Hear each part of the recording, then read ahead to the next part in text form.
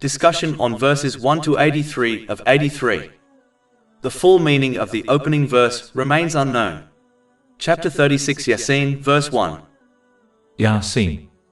Nevertheless, this may indicate that the Holy Quran is composed of the same Arabic letters and expressions familiar to the Arabs, who were its first audience. This demonstrates that they had no valid reason to doubt its divine origin, as they fully understood its language and directly witnessed its unmatched eloquence. Even though they were celebrated masters of Arabic and took great pride in their linguistic skill, they could not produce even a single composition comparable to the Holy Quran in depth of meaning, clarity of expression, and perfection of guidance. Their inability to equal it, despite possessing every linguistic advantage, remains an enduring and irrefutable proof of its divine origin. Chapter 2 Al-Baqarah, verse 23. And if you are in some doubt concerning what we sent down upon our special devotee, then bring one chapter like it, and call upon all your helpers beside Allah if you are truthful. This may clarify why the Holy Quran is mentioned immediately in the subsequent verse. Its specific placement highlights that the very scripture revealed to those individuals, formed from the same familiar letters and language they utilized, stands as the clearest proof of its divine origin and the most powerful response to their persistent doubts. Chapter 36 Yaseen, verse 2. By the wise Quran. Even if an individual attained the absolute pinnacle of Arabic eloquence, their words would still fall short of the expansive wisdom found within the Holy Quran regarding the human psyche and moral excellence. No worldly composition can replicate its seamless fusion of simplicity and sophistication. It provides depths that challenge the most learned scholars while remaining accessible enough for any seeker to apply to their daily life. The Holy Quran stands alone in its ability to translate abstract, profound truths into clear and practical guidance for all of humanity. It penetrates the core of human nature, offering a timeless framework relevant to every person, society, and era. Each verse serves as a powerful witness to its divine source, characterized by unmatched precision and a level of eloquence that transcends all human speech. In contrast to other texts that may suffer from contradictions, the Holy Quran is entirely preserved from error by Allah the Exalted. It offers a flawless narrative of ancient civilizations, despite being conveyed through the Holy Prophet Muhammad, peace and blessings be upon him, who had no formal education in history or past scriptures. Furthermore, the Holy Quran acts as a comprehensive guide for the benefit of mankind, promoting everything that enriches life and prohibiting all that is detrimental. It fosters justice and harmony within both the individual and the community, avoiding the embellishments typical of myth or poetry. Every verse is intentional and refreshing. Even upon repeated recitation, the text reveals new layers of insight and wisdom. By grounding its promises and warnings in reason, and by making virtues like patience practical to achieve, the Holy Quran renders divine guidance both understandable and attainable for all. Chapter 36 Yaseen, verse 2. By the wise Quran. The Holy Quran invites humanity to recognize the foundational purpose of existence, to serve Allah the Exalted with sincerity by utilizing every granted blessing to seek His pleasure. Through this devoted obedience, individuals secure tranquility and triumph in both this life and the hereafter, achieving a state of harmony where the mind, body, and soul are aligned in their rightful order.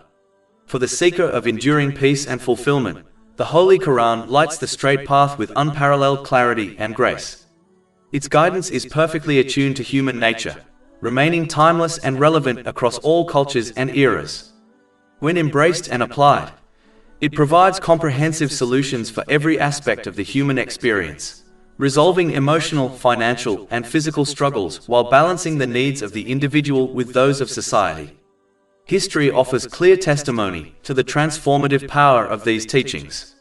Communities that genuinely implemented its message ascended to extraordinary heights of justice, wisdom, and collective peace. Perhaps most remarkable is the divine preservation of the text itself. Throughout the passing centuries, not a single letter of the Holy Quran has been altered, as Allah the Exalted has pledged to safeguard it for all eternity. Chapter 15 Al-Hijr, verse 9. Indeed, it is we who sent down the message, i.e. the Quran, and indeed we will be its guardian. No other text throughout human history possesses this extraordinary and peerless quality.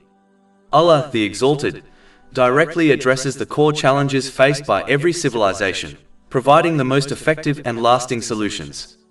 By resolving these fundamental issues, the Holy Quran prevents or alleviates the myriad secondary problems that would otherwise arise from them. This underscores the perfection and absolute completeness of its guidance. It encompasses every essential principle necessary for the prosperity, stability, and moral advancement of both the individual and society. By adhering to its teachings, humanity achieves genuine success in this life and secures eternal salvation in the hereafter. Chapter 16 and Nahl, verse 89. And we have sent down to you the book as clarification for all things. This stands as the most extraordinary and enduring miracle that Allah, the Exalted, bestowed upon His final messenger, the Holy Prophet Muhammad, peace and blessings be upon him. Chapter 36 Yaseen, verses 3-5. Indeed you are from among the messengers, on a straight path, a revelation of the Exalted in might, the Merciful. However, its profound guidance and benefits are reserved exclusively for those who approach it with a spirit of sincerity, humility, and a genuine yearning for the truth. Those who permit their personal desires and worldly inclinations to dictate their faith, accepting only the portions that align with their preferences while disregarding or rejecting what challenges them, ultimately distance themselves from its transformative power. Such selective obedience yields only confusion, loss, and profound regret, both in this present world and in the hereafter. Chapter 17 Al-Isra, verse 82. And we send down of the Quran that which is healing and mercy for the believers, but it does not increase the wrongdoers except in loss. Chapter 36 Yaseen, verse 1. Yaseen. This chapter of the Holy Quran, mirroring many others, begins with distinct standalone letters whose precise meanings are known only to Allah, the Exalted. Their presence serves as a powerful reminder of the boundaries of human intellect and the essential need for humility when engaging with divine scripture. These letters affirm that the Holy Quran is not a product of human thought, but is a direct revelation from Allah, the Exalted. When individuals acknowledge the limitations of their own reasoning, they open their hearts to receive the profound wisdom contained within the text. In contrast, those who approach the scripture with pride, relying solely on their own logic and dismissing anything that exceeds their comprehension, often fall into doubt and uncertainty. When such individuals meet verses that transcend human logic, they may turn to denial or distortion. This occurs not because of any flaw in the Holy Quran, but because their own arrogance prevents them from perceiving the truth. The bond between a person and the Holy Quran can be compared to the relationship between a humble student and a wise teacher. A sincere student grows even from lessons that are difficult or not immediately clear. With patience, understanding eventually dawns. However, the arrogant student, who only accepts what aligns with their existing views, shuts themselves off from true knowledge. Only those who approach the Holy Quran with reverence and a modest spirit will fully experience the benefit of its guidance. This humility brings a sense of peace to the heart, aligning the mind and body with divine wisdom. It allows a person to recognize the proper place of every aspect of life, according to the perfect order established by Allah, the Exalted. Ultimately, humility before the Holy Quran is not just a way of thinking, it is the essential path to balance, serenity, and lasting success in both this life and the life to come. Chapter 36 Yaseen, verse 1. Yaseen. The foundational element of all human communication and knowledge is built upon letters. Thus, the opening of this chapter may also underscore the vital role that knowledge plays in existence. It serves as a reminder that understanding is indispensable for navigating both worldly responsibilities and spiritual realities. Every individual is obligated to pursue and apply beneficial knowledge, a duty emphasized in the prophetic traditions regarding the responsibilities of the faithful.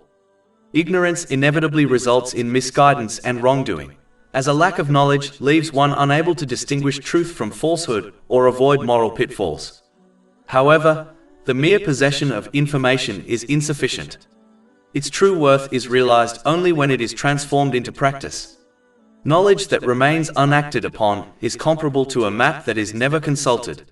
While it may depict the route to success, it cannot bring anyone to their destination unless they actively follow it. Just as a traveler must walk the path indicated by their map, a person must act upon their understanding to achieve genuine guidance and spiritual growth. Consequently, beneficial knowledge must be both earned and embodied. It should polish an individual's character, purify their motivations, and govern their conduct. When theoretical understanding is translated into tangible action, it becomes a source of light, illuminating the journey for both the individual and their community. In this manner, the sincere pursuit and application of beneficial knowledge lead to true success in this life and eternal salvation in the life to come, by the will of Allah the Exalted. Chapter 62 Al-Jumu'ah, verse 5. And then did not take it on, did not act upon knowledge, is like that of a donkey who carries volumes of books. The highest and most profound form of guidance bestowed upon humanity is illuminated in the subsequent verse, demonstrating that all other branches of knowledge ultimately find their completion and perfection within the divine wisdom of the Holy Quran. This sacred knowledge provides a comprehensive framework for every dimension of human existence, addressing both worldly requirements and spiritual aspirations. By adhering to these teachings, individuals achieve a harmonious mental and physical state, organizing every priority and relationship in their lives with correct order and purpose. Through this alignment, they ensure genuine success in this world and secure eternal salvation in the hereafter, by the grace of Allah the Exalted. Chapter 36 Yaseen, verse 2. By the wise Quran. To derive true benefit from the Holy Quran, one must engage with it in accordance with the traditions of the Holy Prophet Muhammad, peace and blessings be upon him. This process requires more than just accurate and consistent recitation. It demands a sincere effort to grasp its meanings and integrate its guidance into every aspect of daily life. Recitation without comprehension is insufficient, as the Holy Quran is not merely a text for vocal performance, it is a comprehensive and practical source of divine instruction. Genuine transformation occurs only when its principles are actively applied. Much like a map provides no value unless the traveler follows the route, the Holy Quran serves as a guide only for those who walk the path it describes. Furthermore, the Holy Quran must not be treated as a tool for materialistic gain, such as the repetitive recitation of specific verses solely to secure worldly wealth, children, or personal status. It was not revealed to fulfill individual whims, as worldly blessings have their own divinely ordained means. Instead, the Holy Quran directs humanity toward the balanced and ethical use of the blessings granted to them by Allah, the Exalted. Those who sincerely follow its guidance achieve a profound harmony of mind and body, managing their lives with wisdom and divine purpose. By adhering to its laws, they prepare themselves diligently for accountability on the Day of Judgment. In this way, they secure peace, success, and balance in both this life and the hereafter. Thus, the Holy Quran is not only the pinnacle of knowledge but the ultimate manual for righteous living, transforming hearts, conduct, and entire societies when approached with sincerity, humility, and action. As discussed earlier, the Holy Quran does not only contain divine law but it also contains wisdom. Chapter 36 Yaseen, verse 2. By the wise Quran. This verse highlights that the Quran is not merely a book of rules and regulations, but a source of profound wisdom that guides humanity in every aspect of life. The law within the Quran is the code of conduct people must live by, so that they correctly use the blessings they have been granted. By adhering to this divine law, individuals achieve peace of mind and fulfill the rights owed to Allah the Exalted and to fellow people. The law therefore ensures the spread of peace and justice within society, creating a framework where fairness, compassion, and accountability are upheld. Wisdom, however, is equally essential, as it teaches people how to correctly apply their knowledge, including the law, so that it benefits them and others in both worlds. Wisdom provides the insight, foresight, and sincerity needed to implement the law in a way that achieves its intended purpose. Both law and wisdom are required in order to create a just and peaceful society.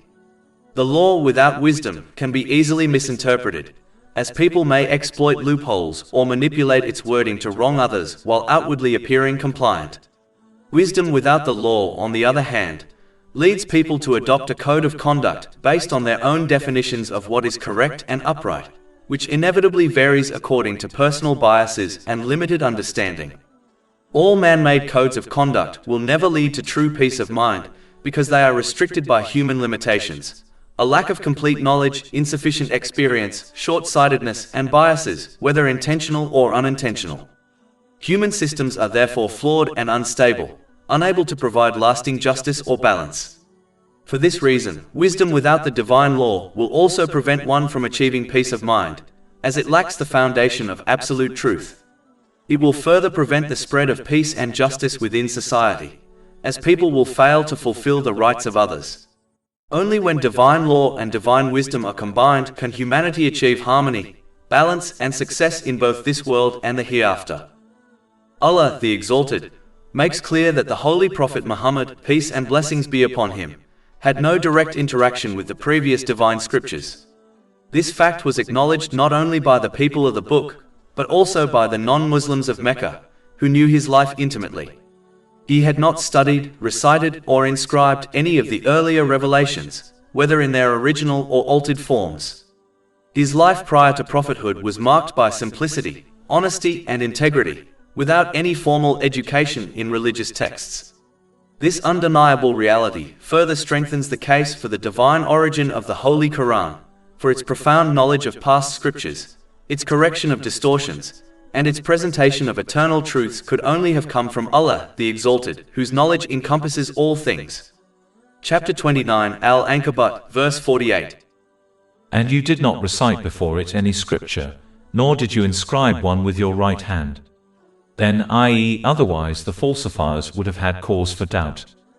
This verse highlights that the Holy Prophet Muhammad, peace and blessings be upon him, was unlettered and had no worldly means of acquiring the knowledge contained in the Holy Quran. Had he been known to study or write from previous scriptures, opponents of Islam would have had grounds to claim that the Holy Quran was borrowed or fabricated. Yet, as the verse makes clear, this was not the case. His lack of prior interaction with scripture removes all doubt and leaves only one explanation. The Holy Quran is a direct revelation from Allah, the Exalted. Chapter 36, Yaseen, verse 3. Indeed, you are from among the messengers. This declaration affirms that the Holy Prophet Muhammad, peace and blessings be upon him, was chosen by Allah, the Exalted, as a messenger, and that the Holy Quran he conveyed was not the product of human effort but a divine revelation. In fact, the non-Muslims of Mecca themselves, being masters of the Arabic language, recognized that the Holy Quran was not the words of a created being. Its eloquence, depth, and unmatched style were beyond human capacity. Moreover, they had lived alongside the Holy Prophet Muhammad, peace and blessings be upon him, for 40 years before his announcement of prophethood. They knew his character, his honesty, and his truthfulness, and they were aware that he was no liar. Chapter 10, Yunus, verse 16.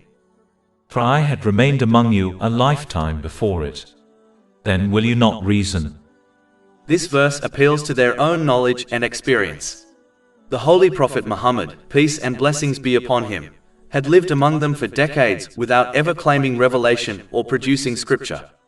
His sudden proclamation, a divine revelation, coupled with the unmatched eloquence of the Holy Quran, could not be explained by human effort. It was clear evidence that he was indeed a messenger of Allah, the Exalted, and that the Holy Quran was a miracle granted to him by Allah, the Exalted.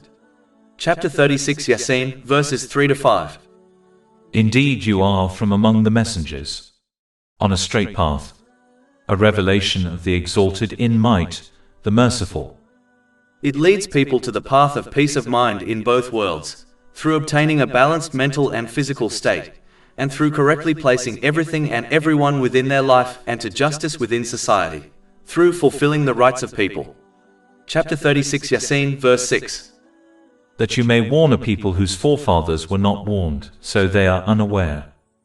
It is important to recognize that good news and warnings only truly benefit when a person responds to them with practical action.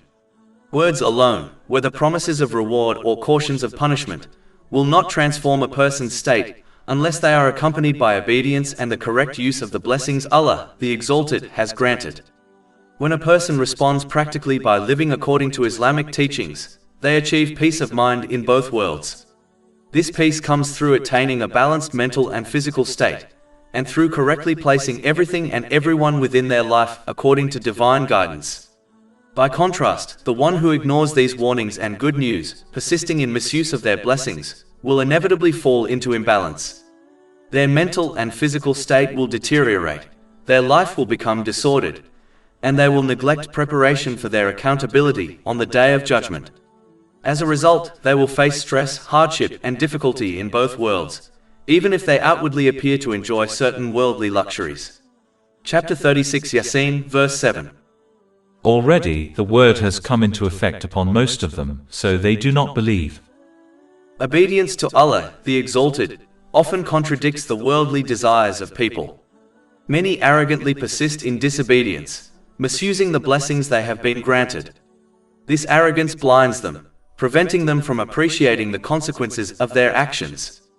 As a result, they continue to disobey Allah, the Exalted, oblivious to the harm they cause themselves, sinking deeper into mental and physical imbalance and misplacing everything and everyone within their life. Chapter 36 Yaseen, verse 8. Indeed, we have put shackles on their necks and there to their chins, so they are with heads kept aloft. This imagery conveys the state of arrogance and blindness. Their heads are lifted high in pride, yet their shackles prevent them from turning toward truth.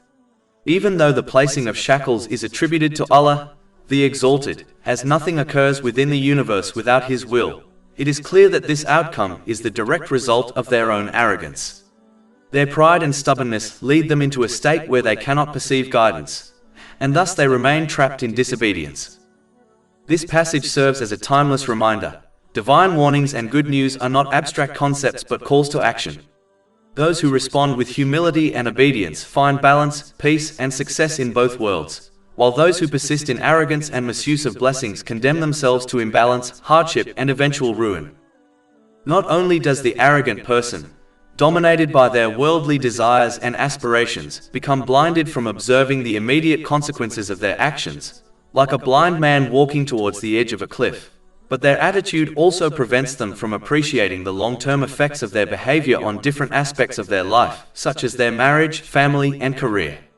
Their arrogance clouds their judgment, making them unable to recognize how their choices gradually erode the foundations of their relationships and responsibilities.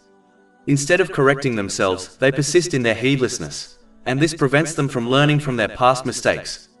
As a result, they become entangled in a repeated cycle of distress and mental health struggles, unable to find a way to break free from the darkness that surrounds them.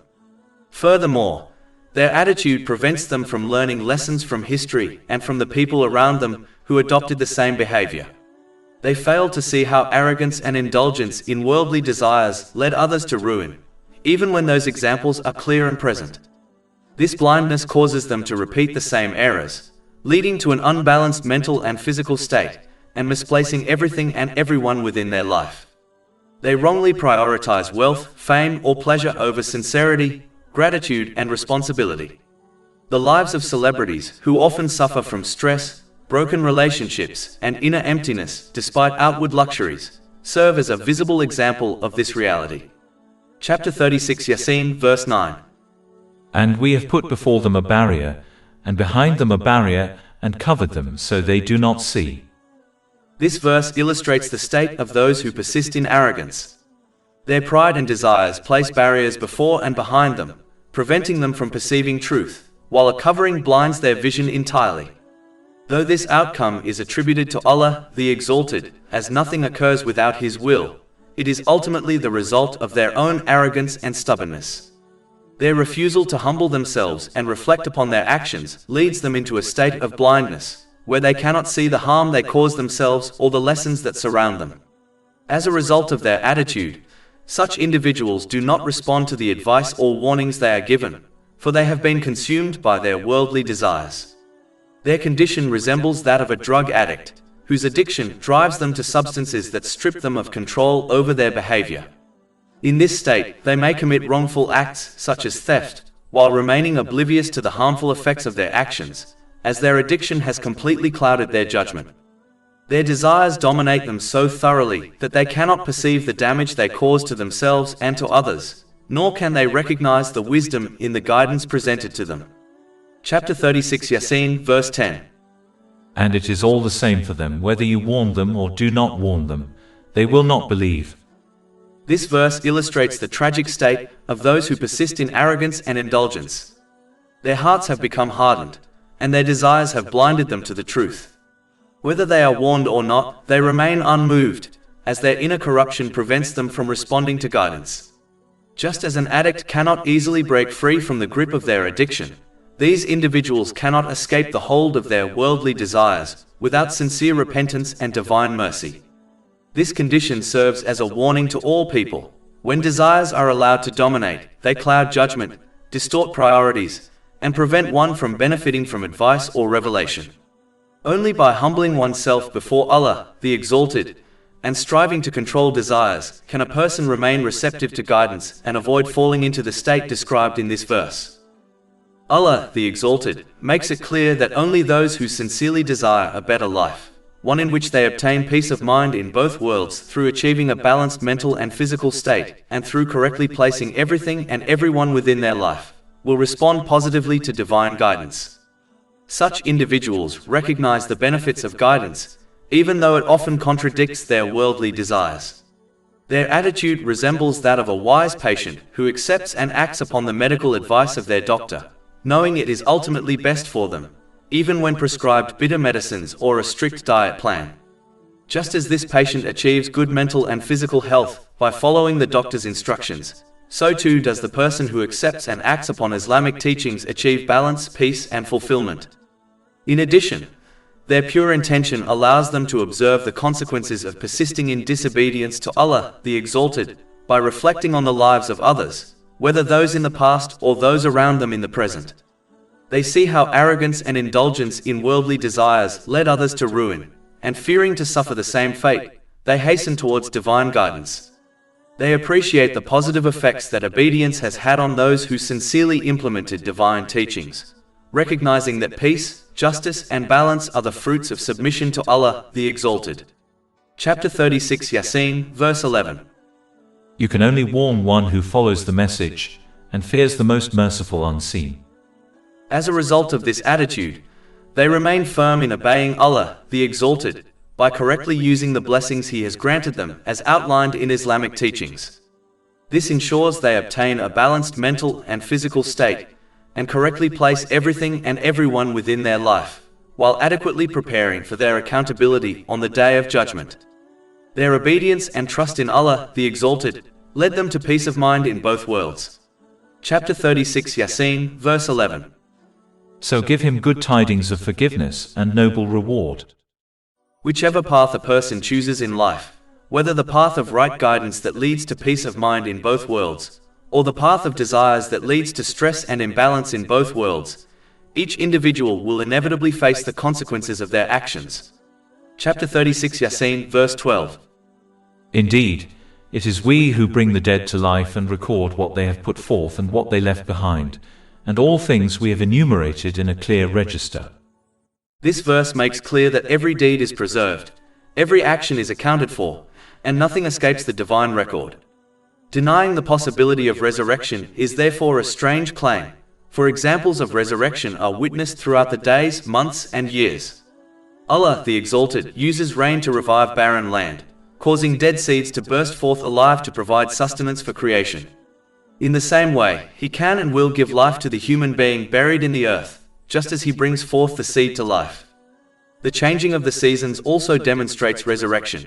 In winter, trees appear lifeless as their leaves die and fall, yet in spring and summer, they return to life full of greenery. Resurrection is even evident within the human body. Cells continuously die and are replaced, such as skin cells. The sleep-wake cycle is another sign, for sleep is the sister of death, as the senses of the sleeper are cut off. Allah, the Exalted, then returns the soul to the sleeper if they are destined to live on, thereby granting them life once again. Chapter 39 Az-Zumar, verse 42. Allah takes the souls at the time of their death, and those that do not die He takes during their sleep.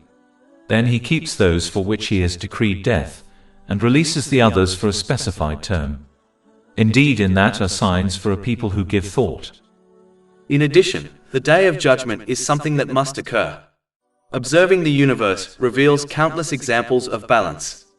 The earth is positioned at a perfect distance from the sun, ensuring life can exist. The water cycle is balanced to sustain creation. The ground is soft enough for seeds to penetrate, yet strong enough to support heavy structures. These examples clearly indicate a creator and the principle of balance. Yet one aspect of life remains unbalanced: the actions of mankind. Oppressors often escape punishment in this world, while the oppressed endure hardship without receiving their full reward. Many who sincerely obey Allah, the Exalted, face difficulties and receive only a small portion of reward, while those who disobey openly enjoy worldly luxuries. Just as Allah, the Exalted, has established balance in creation, the reward and punishment of human actions must also be balanced. Since this balance does not occur fully in this world, it must occur in another time, the Day of Judgment. Allah, the Exalted, could reward and punish fully in this world, but His wisdom dictates otherwise. He grants opportunities for repentance, allowing people to correct their behavior. He does not fully reward the obedient here, for this world is not paradise. Belief in the unseen reward of the hereafter is an essential aspect of faith, and it is this belief that makes faith special. If reward were fully visible and tangible in this world, faith would lose its distinction. Fear of full punishment and hope in receiving full reward in the hereafter encourage a person to abstain from sins and perform righteous deeds. For the day of recompense to commence, this material world must end, as reward and punishment can only be given once all actions have concluded. This indicates that the material world will inevitably come to an end. Reflecting on this discussion strengthens faith in the Day of Judgment, encouraging preparation for it by correctly using the blessings Allah, the Exalted, has granted, as outlined in the Holy Quran and the traditions of the Holy Prophet Muhammad, peace and blessings be upon him. In doing so, a person achieves peace of mind and success in both worlds, through attaining a balanced mental and physical state, and through correctly placing everything and everyone within their life. Chapter 45 Al-Jatiyah, verse 22. For Allah created the heavens and the earth for a purpose, so that every soul may be paid back for what it has committed, and none will be wronged. Verse 12 also calls upon people to reflect deeply on what they have prepared for their accountability on Judgment Day, and what traces, positive or negative, they will leave behind in this world. Chapter 36 Yaseen, verse 12. Indeed, it is we who bring the dead to life and record what they have put forth and what they left behind, and all things we have enumerated in a clear register. This verse highlights two dimensions of human responsibility: the deeds a person sends forward to the hereafter, and the legacy they leave behind in this world. Both are recorded, both matter, and both will be presented before them on the Day of Judgment. Worldly legacies, however, are fragile and temporary. History is filled with examples of powerful rulers, wealthy merchants, and influential figures who built vast empires, only for them to collapse and be forgotten soon after their death. The remnants of these legacies often endure only as warnings to others, showing the futility of arrogance and greed. Pharaoh's empire is a striking example, remembered not for its grandeur but for its tyranny and downfall. Such legacies serve as cautionary signs, reminding people that worldly achievements without righteousness are hollow and destructive. Islam teaches that true success lies not in worldly monuments, but in deeds that benefit both the individual in the hereafter and the people they leave behind. A person is encouraged to send blessings ahead of them in the form of righteous deeds, while also striving to leave behind a legacy that continues to benefit others. When someone passes away and leaves behind something useful, such as ongoing charity, beneficial knowledge, or righteous children who pray for them, they continue to receive reward even after death. This is confirmed in the hadith found in Sahih Muslim, number 4223. Which states that when a person dies, their deeds come to an end except for three: ongoing charity, beneficial knowledge, or a righteous child who supplicates for them. Thus, a person should strive to maximize both dimensions, sending forward good deeds and leaving behind a legacy that endures in benefit. Sadly, many people become so consumed with wealth, possessions and properties, that they leave behind only material assets, which do not benefit them in the least in the hereafter. Wealth may be inherited, divided or wasted, but it does not accompany the deceased into the grave. Each person must not be deceived into thinking they have plenty of time to create a meaningful legacy, for death often arrives suddenly and without warning. Today, not tomorrow, is the time to reflect sincerely on what legacy one will leave behind. If the legacy is good and beneficial, they should praise Allah, the Exalted, for granting them the strength to achieve it. If it is lacking, they should hasten to prepare something that will benefit them, so that they not only send forward good to the hereafter, but also leave good behind in this world. The one who surrounds themselves with good in both directions, sending it forward and leaving it behind, will, it is hoped, be forgiven by Allah, the Exalted. This reflection leads to a profound question every person must ask themselves: what is their legacy? Is it one of fleeting possessions and forgotten empires, or one of enduring benefit and righteousness? The answer to this question will shape not only how they are remembered in this world, but also how they are judged in the next. Chapter 36, Yaseen, verse 12. And all things we have enumerated in a clear register. Throughout the Holy Quran, Allah, the Exalted, presents signs within the universe which testify to His oneness and absolute authority, and He also presents examples from history to further emphasize these truths. Chapter 36, Yaseen, verses 13 to 14. And present to them an example, the people of the city, when the messengers came to it. When we sent to them two, but they denied them, so we strengthened them with a third, and they said, Indeed, we are messengers to you. This passage highlights how communities throughout history were sent holy prophets, peace be upon them, to guide them, yet many rejected the message out of arrogance and fear of losing worldly power. The leaders of the non-Muslims often employed various methods to discourage others from accepting Islam, driven by their desire to preserve leadership, wealth, and social influence. One such method was questioning the human nature of the holy prophets, peace be upon them. Chapter 36, Yaseen, verse 15. They said, You are not but human beings like us. This reveals a recurring pattern of disbelief, rejecting guidance on the basis that the messengers were human. Yet the function of a holy prophet, peace be upon them, is uniquely tailored for humanity. It would be unreasonable to appoint beings such as angels for this role, because the primary objective of a holy prophet, peace be upon them, is to serve as a practical, concrete example for people on how to navigate all aspects of life. Humans experience fatigue, hunger, grief, joy, and struggle, conditions that angels do not experience. If an angel were appointed as a prophet, peace be upon him, people could claim that his example was unrealistic and unattainable, thereby excusing themselves before Allah the Exalted on the Day of Judgment. Consequently, even if Allah the Exalted were to designate an angel as a holy prophet, peace be upon them, He would need to manifest him in human form so that people could realistically emulate him.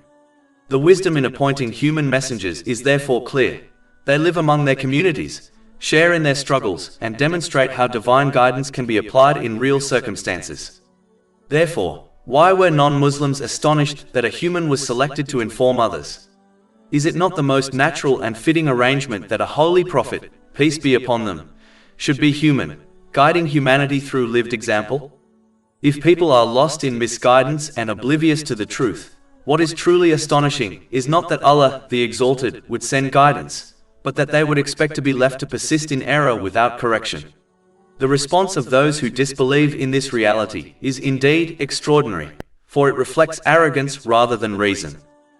In reality, every person who abandons the divine code of conduct revealed by Allah, the Exalted, and instead adopts man-made systems of conduct, does so in order to gratify their worldly desires. This is because all codes devised by human beings are ultimately rooted in human inclinations, ambitions, and self-interest. Unlike the divine law, which is founded upon wisdom, justice, and mercy, man-made systems are shaped by the desires of those who create them. The wealthy and powerful are often the most entrenched in this mindset, for they recognize that accepting the truth of Islam would require them to submit to a higher moral framework, one that places limits on their pursuit of unchecked desires.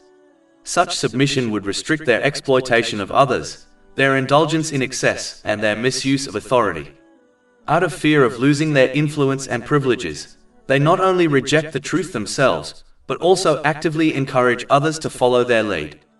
In doing so, they attempt to preserve their worldly status, even at the expense of their eternal well-being. This pattern is not new. Historically, the first to oppose the holy prophets, peace be upon them, were often the elites of society, those who feared that embracing divine guidance would undermine their power and expose their injustices. Their rejection was not based on a lack of evidence or clarity regarding the truth of the message, for the signs of Allah, the Exalted, were manifest before them. Rather, their opposition stemmed from arrogance, pride, and the desire to continue living according to their whims. Thus, the rejection of divine guidance is rarely an intellectual dispute about truth or falsehood. Instead, it is most often a matter of the heart, a refusal to restrain one's desires and submit to the authority of the Creator. Chapter 36 Yaseen, verse 15. And the Most Merciful has not revealed a thing. You are only telling lies. This verse captures the essence of their denial. Despite clear signs and undeniable evidence, they dismissed the message as falsehood, claiming that Allah the Exalted had not revealed anything. Such words reflect not reasoned argument, but arrogance and stubbornness. Their rejection was not due to ignorance of the truth, but due to their unwillingness to abandon their desires and submit to divine authority. This timeless pattern continues to manifest in every age, reminding people that disbelief is often rooted not in lack of evidence, but in the refusal of the heart to accept restraint and accountability. As Allah the Exalted does not impose guidance upon people, for this would nullify the test of life, the holy prophets, peace be upon them, were commanded to explain divine guidance clearly and to serve as perfect role models for humanity to emulate. Chapter 36 Yaseen, verses 16 to 17. They said, Our Lord knows that we are messengers to you, and we are not responsible except for clear notification. And chapter 88 Al-Ghashiyah, verses 21 to 22. So remind you are only a reminder. You are not over them a controller. These verses establish a timeless principle for all who call others to righteousness. The responsibility of the caller is not to compel belief, but to convey the truth with clarity, sincerity, and compassion, leaving the outcome to Allah the Exalted, who alone guides hearts. This understanding frees the caller from grief and frustration when their efforts appear fruitless, reminding them that success is measured not by numbers or worldly recognition, but by faithfulness in delivering the message. Those who genuinely seek guidance will recognize it when they encounter it, while those who persist in arrogance and heedlessness only harm themselves. The sincere seeker also understands that Allah, the Exalted, never burdens a soul beyond its capacity. Every trial faced is an opportunity to grow in patience, discipline, and faith. They realize that peace in this world and the hereafter requires sacrifice and restraint. They subdue their lower desires, knowing that true satisfaction is not found in wealth, status, or fame, but in spiritual fulfillment. This reality is evident when observing those who appear to possess every worldly advantage, yet remain restless and discontent. Their abundance has not granted them tranquility, because peace of the heart is found only in submission to Allah, the Exalted. Thus, the one who sincerely seeks peace recognizes that real success lies not in compelling others or chasing worldly pleasures, but in fulfilling their duty, to follow the truth themselves, to share it with compassion, and to entrust the outcome to Allah the Exalted, who guides whom He wills with perfect wisdom. This perspective transforms the caller's role from anxious control to serene trust, ensuring their efforts remain pure, their patience firm, and their hope anchored in divine mercy and justice. In this way, the caller becomes a living example of faith, embodying the principle that guidance is a gift from Allah the Exalted, and that humanity's task is to deliver the message faithfully, leaving hearts to be guided by Him alone. As mentioned earlier, the leaders of the non-Muslims throughout the generations employed various methods to discourage others from accepting Islam, driven by fear of losing their leadership and social influence. One such method was to connect divine guidance to baseless superstitious beliefs, thereby frightening ignorant people from listening and accepting the truth. Chapter 36 Yaseen, verse 18. They said, Indeed we consider you a bad omen. This statement reflects a recurring tactic of those opposed to divine guidance. Instead of engaging with the message rationally, they attempted to discredit it by associating it with misfortune. In reality, the holy prophets, peace be upon them, were sent as sources of mercy, guidance, and blessings. Any hardship that befell a community was not due to the presence of the messengers, but rather the result of the people's own arrogance, disobedience, and misuse of blessings. By labeling divine guidance as a bad omen, the leaders exploited the ignorance of their followers, manipulating their fears to maintain control. Superstitions thrive where knowledge and reflection are absent, and these leaders deliberately used such baseless claims to prevent people from listening to the truth. Their tactic was not grounded in evidence but in fear, designed to preserve their worldly status. This pattern continues across time. Whenever truth threatens entrenched power or exposes injustice, those who benefit from corruption often attempt to discredit it through fear, superstition, or false narratives. Yet the reality remains unchanged. Guidance from Allah the Exalted is never a source of misfortune. Misfortune arises only when people reject it, misuse their blessings, and persist in arrogance.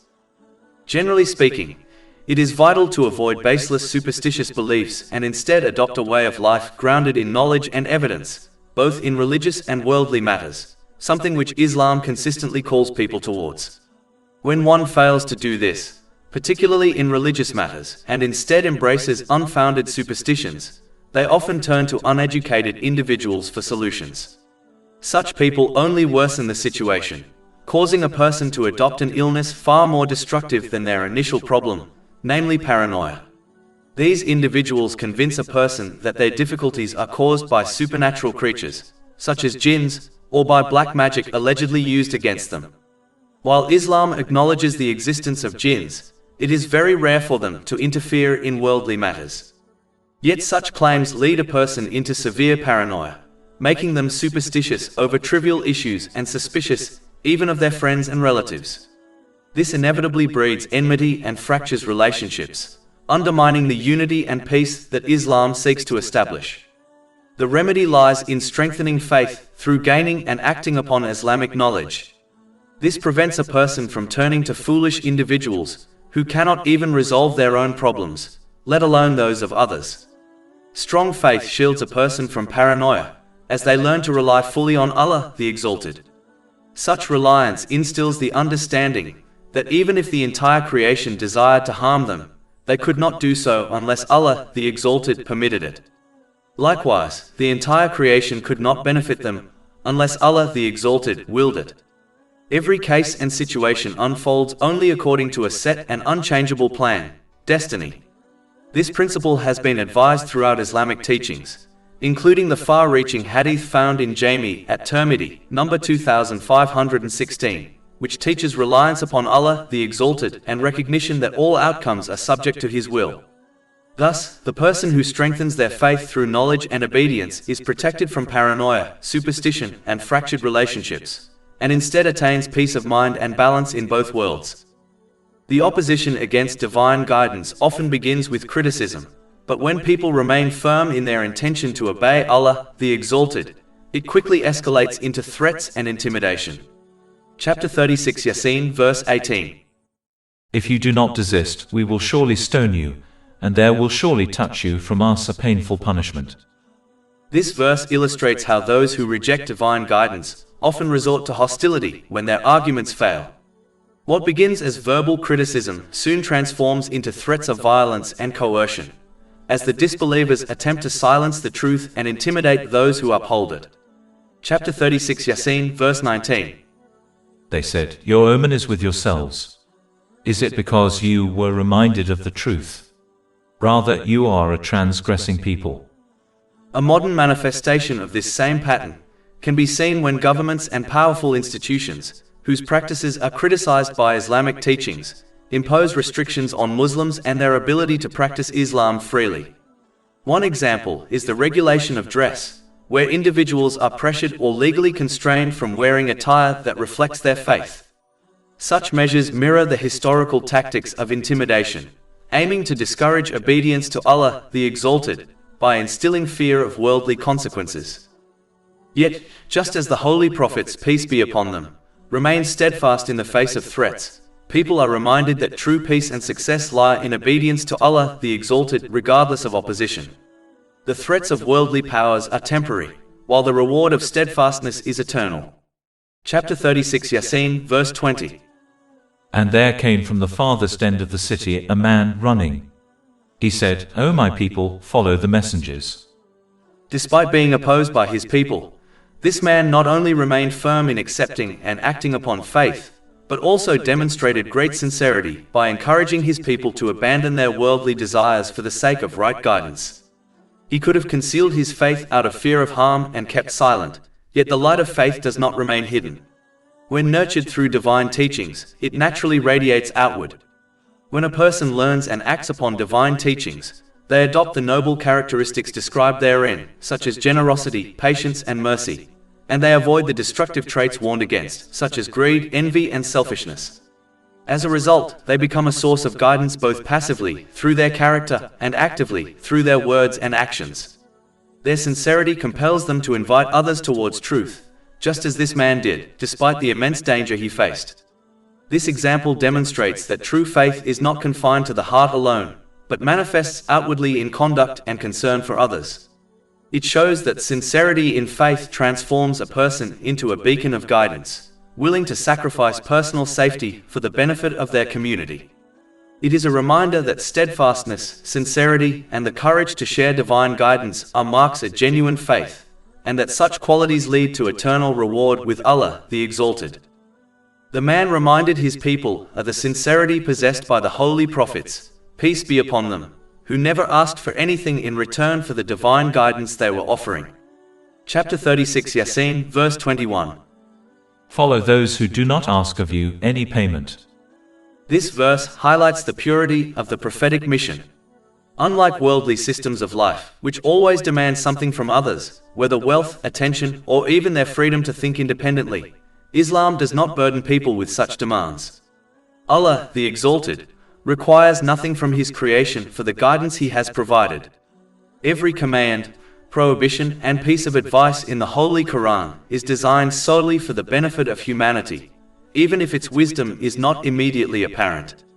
Just as a patient may not fully appreciate the treatment plan prescribed by a doctor, yet it is for their well-being, so too the divine commands are for the health of the soul and the success of both the individual and society. The sincerity of the Holy Prophet Muhammad, peace and blessings be upon him, just like the holy prophets before him, peace be upon them, was undeniable. His life was a testimony of truthfulness, his character a model of integrity, and his mission free from any worldly motive. He sought no payment, no recognition, and no personal gain. His only concern was the salvation of his people. He called them to obey Allah, the Exalted, and to use the blessings they had been granted in ways pleasing to Him. By following divine guidance, they would achieve peace of mind in both worlds, attaining balance in their mental and physical state, placing everything and everyone in their rightful position, and preparing adequately for accountability on the Day of Judgment. This reality was evident to the non-Muslims of Mecca, and to those who came after them.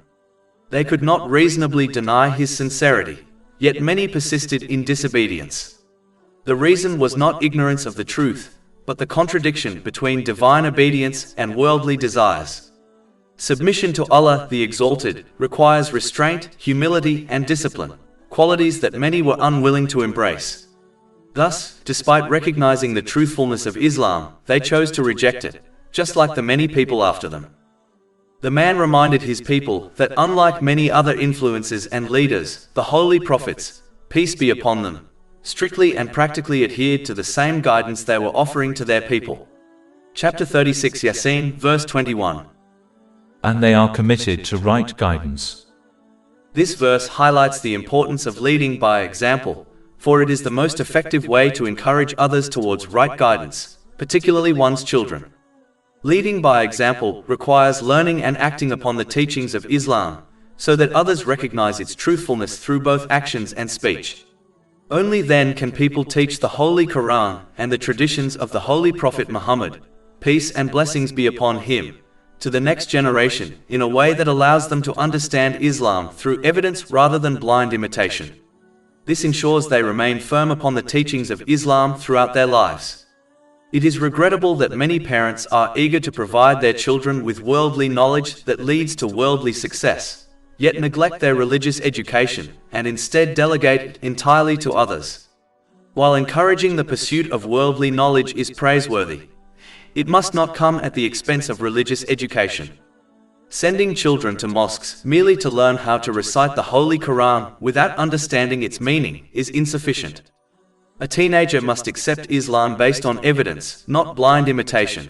Otherwise they risk drifting away from Islam as they grow older, perceiving it as a cultural identity rather than a divine way of life. When one accepts Islam based on evidence, they understand that it is a comprehensive way of life, to be applied in every situation and in the use of every blessing granted by Allah the Exalted. This is only possible when elders within the family teach their children the clear proofs and evidences of Islam's truthfulness. And this is only possible when those elders, such as parents, lead by example, by learning and acting upon Islamic teachings themselves. In this way, they embody the sincerity of the holy prophets, peace be upon them, and ensure that the next generation inherits not only knowledge but conviction, discipline, and faith. The man then reminded his people indirectly, rather than commanding them, that it is only just and appropriate to obey Allah, the Exalted, as He alone created and sustains them. Chapter 36 Yaseen, verse 22. And why should I not worship He who created me? This verse highlights the rational foundation of worship and obedience. It is not presented as a command, but as a question that appeals to reason and fairness. The man's words show that worship is not merely an obligation imposed externally, but a natural response to recognizing the reality of creation.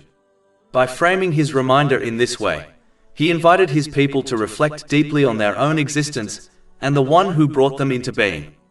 His approach demonstrates that true guidance often begins with gentle reasoning, encouraging people to arrive at the truth themselves rather than feeling forced into it.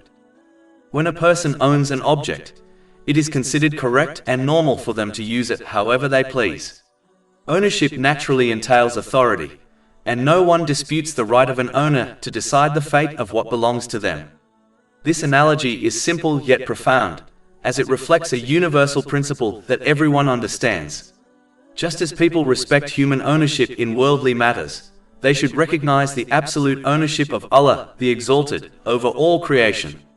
The man's reminder therefore dismantles any excuse for disobedience, showing that it is inconsistent to acknowledge human ownership yet deny divine ownership, which is far greater and more complete. In the same way, Allah, the Exalted, created, owns and sustains everything within the universe, including people themselves. His ownership is not partial or temporary, but absolute and eternal. He provides sustenance, maintains balance in the universe, and grants life and death according to His will. Therefore, He alone decides what should occur within the universe and what should not. To deny His authority is to deny the very reality of existence, for everything depends upon Him. Recognizing this truth leads naturally to obedience, as it is only fair and reasonable to submit to the one who holds complete ownership and control. It follows that it is only fair and reasonable for a person to obey Allah, the Exalted, as He alone possesses absolute ownership of the entire universe, including them. His commands are not arbitrary, but rooted in wisdom, justice, and mercy. Every instruction in the Holy Quran is designed for the benefit of humanity, guiding them towards balance, peace, and success. To disobey Him is to reject the rightful authority of the Creator, and to place oneself in conflict with the order of creation. To obey Him, however, is to acknowledge His rightful authority and to align oneself with the harmony of the universe. This indirect reminder from the man demonstrates the gentleness of true guidance. Rather than forcing or commanding, he appealed to reason and fairness, showing that obedience to Allah, the Exalted, is the natural and just response to His role as creator and sustainer. The man further reminds his people that Allah, the Exalted, alone controls life and death, and that He has granted them countless blessings. Therefore, they will inevitably be held accountable by Him, a logical conclusion when one reflects with an open mind. Chapter 36 Yaseen, verse 22. And to whom you will be returned. This reminder establishes the reality that accountability is inseparable from the blessings of life. If Allah, the Exalted, is the one who created, sustains, and ultimately determines the end of every life, then it follows naturally that he alone has the right to hold people accountable for how they use the blessings entrusted to them.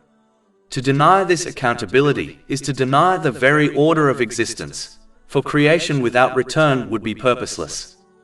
The reality is that without Judgment Day and the hereafter, life in this world would be stripped of its ultimate meaning and purpose. Everything within this worldly existence is temporary and imperfect. No matter what a person acquires, whether wealth, power, knowledge, or companionship, they will inevitably be separated from it, either through the slow passage of time or through the certainty of death. If existence were confined only to this fleeting world, then all human striving would be reduced to chasing after what will eventually vanish, leaving behind nothing of lasting value. It is the certainty of Judgment Day and the hereafter that elevates life beyond this cycle of temporary gains and inevitable losses. These truths provide a higher, perfect, and permanent goal for which to aspire. They transform every action, sacrifice, and moment of patience into something of eternal significance. Without them, existence would be no more than a pursuit of fleeting pleasures ending in emptiness. With them, however, life becomes a purposeful journey, where every trial is a test, every blessing is a trust, and every effort is an investment in everlasting success. The promise of accountability ensures that justice will ultimately prevail, that no good deed will be lost, and that no injustice will go unanswered. It reassures the heart that struggles are not in vain, but are stepping stones toward eternal reward. In this way, the belief in Judgment Day and the hereafter gives meaning to suffering, direction to effort, and permanence to values such as truth, patience, and compassion. Thus, the hereafter is not merely an extension of life, it is the very foundation that gives this life coherence and purpose. Without it, existence would be aimless. With it, every moment becomes an opportunity to strive for what is eternal. This reminder from the man is timeless, urging every person to reflect on their blessings, their mortality, and their inevitable return to Allah, the Exalted, so that they may prepare for accountability with sincerity and wisdom. The man warns his people to avoid obeying others in the disobedience of Allah, the Exalted, as they cannot aid them against his decrees and power in the least. Chapter 36 Yaseen, verse 23. Should I take other than him false deities while, if the Most Merciful intends for me some adversity, their intercession will not avail me at all, nor can they save me. This verse dismantles the false notion that intermediaries or idols can protect a person from divine decree. It highlights the futility of relying on others, whether deities, spiritual figures, or worldly powers, when Allah, the Exalted, alone controls life, death, and destiny. Historically, many non-Muslims who acknowledged Allah, the Exalted, nonetheless ascribed human shortcomings to him, imagining him as a worldly monarch who required aides to manage his dominion. Just as a king appoints governors to oversee his realm, they assumed Allah, the Exalted, delegated authority to angels or other beings. Consequently, they began worshipping these entities, hoping to gain favor and intercession. This misconception has, unfortunately, also been embraced by some Muslims, who invest time, energy, and resources in venerating spiritual individuals believed to have a unique connection to Allah, the Exalted. They treat such figures as gatekeepers, imagining that pleasing them through gifts or exaggerated displays of respect will secure divine favor. This belief fundamentally contradicts Islamic teachings. The holy prophets, peace be upon them, did not function as gatekeepers. They did not solicit gifts or personal gain, nor did they claim exclusive access to Allah, the Exalted. Instead, they illuminated the path of obedience, showing people how to attain His pleasure directly through worship, sincerity, and righteous deeds. The role of a holy prophet, peace be upon them, was to guide, not to stand between humanity and their Creator. The Holy Quran makes this point abundantly clear. For example, chapter 2 Al-Baqarah, verse 186. And when my servants ask you concerning me, indeed I am near. I respond to the invocation of the supplicant when he calls upon me. And chapter 40 Ghafir, verse 60. And your Lord says, call upon me, I will respond to you. Chapter 2 Al-Baqarah, verse 255. Who is it that can intercede with him except by his permission? It is true that intercession will occur on the Day of Judgment, but it must never be treated lightly or mocked. To do so risks being deprived of this mercy. Disparaging intercession often stems from complacency, where a person neglects to use their blessings in accordance with Islamic principles, yet still expects salvation through others. Such negligence may even result in the Holy Prophet Muhammad, peace and blessings be upon him, testifying against them. Chapter 25 Al-Furqan, verse 30. And the Messenger has said, O my Lord, indeed my people have taken this Quran as a thing abandoned. This verse pertains specifically to Muslims, as they are the sole community that has acknowledged and embraced the Holy Quran. In contrast, non-Muslims, having not accepted its guidance, cannot be described as abandoning it. The warning is therefore directed at those who profess faith, yet neglect the very scripture that defines their identity. The outcome of any Muslim against whom the Holy Prophet Muhammad, peace and blessings be upon him, bears witness on the Day of Judgment is clear and severe, for such testimony would confirm their betrayal of divine trust. Even in cases where intercession is granted, negligence may not prevent entry into hell. At most, it may lessen the intensity or duration of the punishment. This reality underscores the gravity of complacency. It must be clearly understood that even the briefest experience of hell is profoundly unbearable, far beyond human endurance. The thought of relying solely on intercession without striving sincerely in this world is therefore a dangerous delusion. Chapter 36 Yaseen, verse 24.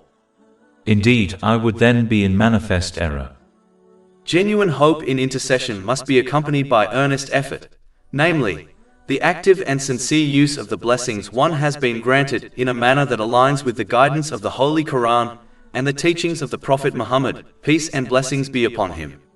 Intercession is a mercy, not a license for negligence. It is reserved for those who strive, repent and remain conscious of their accountability. Only then should one hope for intercession on the Day of Judgment, with the understanding that Allah, the Exalted, alone authorizes it, and that His justice and mercy are perfectly balanced. Chapter 36 Yaseen, verse 23. Should I take other than Him false deities while, if the Most Merciful intends for me some adversity, their intercession will not avail me at all, nor can they save me. The Holy Prophet Muhammad, peace and blessings be upon him, emphasized the limitless and supreme authority of Allah, the Exalted, in a hadith recorded in Jami at Tirmidhi, number 2516. This narration makes clear that no part of creation can benefit an individual unless Allah, the Exalted, wills it, and likewise, no harm can reach a person unless He permits it. This profound truth establishes that everything which occurs in the universe, whether great or small, unfolds only by His decree. It is a reminder that human beings, despite their efforts, remain entirely dependent upon the will of Allah, the Exalted, and that His authority encompasses every aspect of existence. This teaching does not mean that people should abandon practical means, such as medicine, food, or shelter. Rather, it clarifies that while one may employ these means, as they are part of the system established by Allah, the Exalted, the final outcome rests entirely with Him. For example, many who take medicine recover from their illness, while others do not, despite following the same treatment. This demonstrates that another decisive factor governs the result, the will of Allah, the Exalted. He alone determines whether the means will succeed or fail, reminding humanity that reliance must be placed upon Him above all else. Chapter 9 at Tawbah, verse 51. Say, never will we be struck except by what Allah has decreed for us. A person who truly understands this principle realizes that events beyond their control were inevitable, and opportunities that slipped away could never have been seized. Losses, disappointments, and unexpected outcomes are not accidents, but part of a divine plan. Whatever the result, even if it contradicts their personal wishes, they must remain patient and trust that Allah, the Exalted, has chosen what is ultimately best for them, even if the wisdom behind it is hidden. Chapter 2 Al-Baqarah, verse 216. But perhaps you hate a thing and it is good for you, and perhaps you love a thing and it is bad for you. And Allah knows while you know not. When this truth is firmly grasped, a person ceases to depend on creation, recognizing that it cannot independently harm or benefit them. Instead, they turn to Allah, the Exalted, for help and protection, through sincere obedience, fulfilling His commands, avoiding His prohibitions, and meeting destiny with patience in accordance with the example of the Holy Prophet Muhammad, peace and blessings be upon him. This nurtures reliance upon Allah the Exalted, and instills fear of none but Him, knowing that creation cannot affect them without His permission. Acknowledging that everything in life and the universe originates from Allah the Exalted, is part of truly understanding His oneness. This belief transcends a superficial declaration that none is worthy of worship except Him. When it is deeply rooted in the heart, a person relies solely on Allah the Exalted, knowing He alone can assist them. They submit to Him in every aspect of their life, recognizing that obedience is not a burden but the rightful acknowledgement of His authority. In reality, obedience to another is usually motivated by the hope of gaining benefit or avoiding harm. Since only Allah the Exalted can grant benefit or protection, He alone deserves obedience and worship. To obey someone in preference to Allah the Exalted implies a belief that they can provide benefit or shield from harm, which reveals weakness in faith. Chapter 36 Yaseen, verse 24. Indeed, I would then be in manifest error. The origin of all events lies with Allah the Exalted, thus people must devote their obedience exclusively to Him, the sovereign of all outcomes. This understanding transforms the way a person views life. They no longer see success or failure as random, nor do they attribute ultimate power to worldly figures or material means. Instead, they see every blessing as a trust, every trial as a test, and every outcome as part of a greater plan. Such a perspective brings peace to the heart, strength to endure hardship, and clarity in the face of uncertainty. It anchors the soul in reliance upon Allah, the Exalted, and ensures that obedience to Him remains the guiding principle of life. Chapter 10 Yunus, verse 107. And if Allah should touch you with adversity, there is no remover of it except Him, and if He intends for you good, then there is no repeller of His bounty. After declaring his belief in Allah, the Exalted, in a manner that encouraged his people to reflect upon His lordship, the man further urged them not to allow their worldly desires to dominate their hearts to such an extent that they failed to listen correctly to his advice. Chapter 36 Yaseen, verse 25. Indeed, I have believed in your Lord, so listen to me. This verse highlights the importance of attentiveness and receptivity to truth. When a person becomes consumed by worldly desires, their ability to listen and reflect is compromised. They lose control over their actions and are driven solely by the need to satisfy those desires, often ignoring the negative consequences that follow. This condition can be compared to the plight of a drug addict. Addiction compels them to seek drugs regardless of the harm it causes. Their judgment becomes clouded, and they may commit wrongful acts, such as theft, without recognizing the destructive impact of their behavior. In the same way, excessive worldly desires, such as the relentless pursuit of wealth, status, or pleasure, can morph into addictions that govern a person's actions. They become enslaved to their desires, sacrificing morality, relationships, and health in the process. Therefore, it is essential to learn how to manage one's desires and pursue only lawful ones in a balanced manner. Islam teaches moderation, reminding people that desires are not inherently evil, but must be controlled and directed within the boundaries set by Allah, the Exalted. When desires are left unchecked, they inevitably lead to immoral actions, fractured relationships, and health problems, both mental and physical. But when desires are managed with discipline and guided by divine teachings, they become a source of strength, enabling a person to live with balance, peace, and purpose. Chapter 36 Yaseen, verse 25. Indeed, I have believed in your Lord, so listen to me. Generally speaking, this verse also serves as a reminder that people must listen correctly to knowledge, particularly Islamic teachings, if they wish to benefit from it. Listening correctly is not a passive act. It requires attentiveness, reflection, and sincerity. A person must carefully listen to Islamic knowledge, connect what they hear to their own past experiences, evaluate how they can implement the teachings in the future, and then sincerely strive to do so. Only through this process does knowledge transform into guidance that shapes character and behavior. Merely listening to Islamic knowledge without these steps will not bring about positive change. Knowledge that remains theoretical, unconnected to life, and unimplemented in practice is like medicine left unused. It may contain the cure, but it cannot heal unless taken. This explains why many Muslims do not experience meaningful transformation, even though they have unprecedented access to Islamic knowledge through books, lectures, and digital platforms. The abundance of information has not translated into reform, because the essential steps of listening carefully, reflecting deeply, and striving sincerely are often neglected. Thus, the reminder is timeless. Islamic knowledge is not meant to be consumed superficially, but to be absorbed, reflected upon, and lived. When approached in this way, it becomes a source of light that guides every aspect of life. When neglected, however, it remains unused, leaving behavior unchanged despite the availability of resources. It is clear from these verses that the man's people were ultimately destroyed, which demonstrates that they persisted in rejecting and opposing divine guidance. Their opposition was so intense that they killed the very man who was inviting them to follow the holy prophets, peace be upon them. Yet, despite their cruelty, Allah, the Exalted, honored him by admitting him into paradise. His steadfastness and sincerity were rewarded with forgiveness and eternal honor. This shows that even when the world rejects and harms those who call to truth, Allah, the Exalted, elevates them and grants them peace of mind in both worlds, through obtaining a balanced mental and physical state, and through correctly placing everything and everyone within their life. Chapter 36 Yaseen, verses 26 to 27.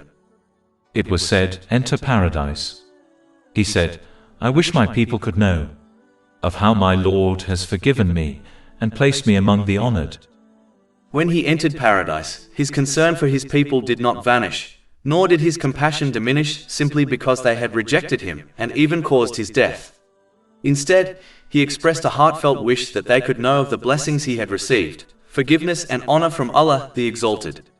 This profound statement reveals the depth of his sincerity and the purity of his heart. His desire was not for revenge, nor for vindication, but for his people to share in the mercy and reward that he himself had attained. Even though they had killed him, he did not respond with hatred or vengeance. Rather, he longed for them to understand the reward of faith and obedience, so that they too might be saved from destruction. His attitude demonstrates the true spirit of guidance, concern for others even in the face of hostility, and love for their salvation even when they had shown him cruelty. This example teaches Muslims that their role is not to hate non-Muslims, but to encourage them towards right guidance with love and mercy. The responsibility of a Muslim is to invite others gently and sincerely, regardless of whether they accept or reject the message. Hatred must be directed towards sins, for sins are inherently evil and destructive, but people themselves must be approached with compassion. Every person has the capacity to change, to repent and to reform. Therefore, they should not be hated, but rather encouraged with patience and care, in the hope that they will one day accept the truth. This principle ensures that da'wah remains an act of mercy, not hostility, and that the caller reflects the divine compassion that underpins the message of Islam. The distinction between hating sins and loving people is crucial. To confuse the two leads to harshness, division, and unnecessary enmity, whereas Islam calls for mercy, sincerity, and wisdom in guiding others. Sins must always be opposed, for they corrupt the soul and society, but people must always be approached with gentleness, for they are capable of transformation. Just as the man in these verses exemplify, the concern of a person of faith should always be for the salvation of others, regardless of their opposition. By embodying this principle, Muslims fulfill their role as conveyors of divine guidance, reflecting the mercy of Allah, the Exalted, and the example of the Holy Prophet Muhammad, peace and blessings be upon him, who consistently showed compassion even to those who opposed him. This lesson is timeless and applies to every generation. In every age, those who call to truth face rejection, criticism, and even hostility. Yet their response must remain rooted in sincerity, mercy, and patience. Hatred of sin must never become hatred of people. Instead, the believer must strive to guide others with gentleness, knowing that every person has the potential to change. This requires perseverance, humility, and a heart that longs for the salvation of others more than for personal comfort. In this way, they mirror the example of the man in these verses, whose love for his people endured even after his death, and whose sincerity was rewarded with paradise. His story is a reminder that true guidance is not measured by immediate acceptance, but by the purity of intention, the steadfastness of effort, and the mercy shown to others, even in the face of rejection. Allah, the Exalted, then invites people to reflect on the end of this nation who persisted in opposing His holy prophets, peace be upon them, and His guidance. Chapter 36 Yaseen, verses 28 to 31. And we did not send down upon his people after him any soldiers from the heaven, nor would we have done so. It was not but one shout, and immediately they were extinguished. How regretful for the servants! There did not come to them any messenger, except that they used to ridicule him. Have they not considered how many generations we destroyed before them, that they to them will not return? These verses serve as a powerful reminder of the consequences of arrogance and heedlessness. The destruction of the man's people did not require armies from the heavens. Rather, it was accomplished by a single command from Allah, the Exalted. This illustrates His absolute power and the futility of resisting His decree. Their end was sudden and complete, extinguishing their worldly pursuits and leaving behind only regret. The verses also highlight the importance of reflection. Allah, the Exalted, asks people to consider how many generations before them were destroyed for similar arrogance and disobedience. This call to reflection is not merely historical. It is a timeless lesson urging every generation to learn from the past. Those who ignore these lessons fall into the same cycle of heedlessness, while those who reflect gain wisdom, humility, and direction.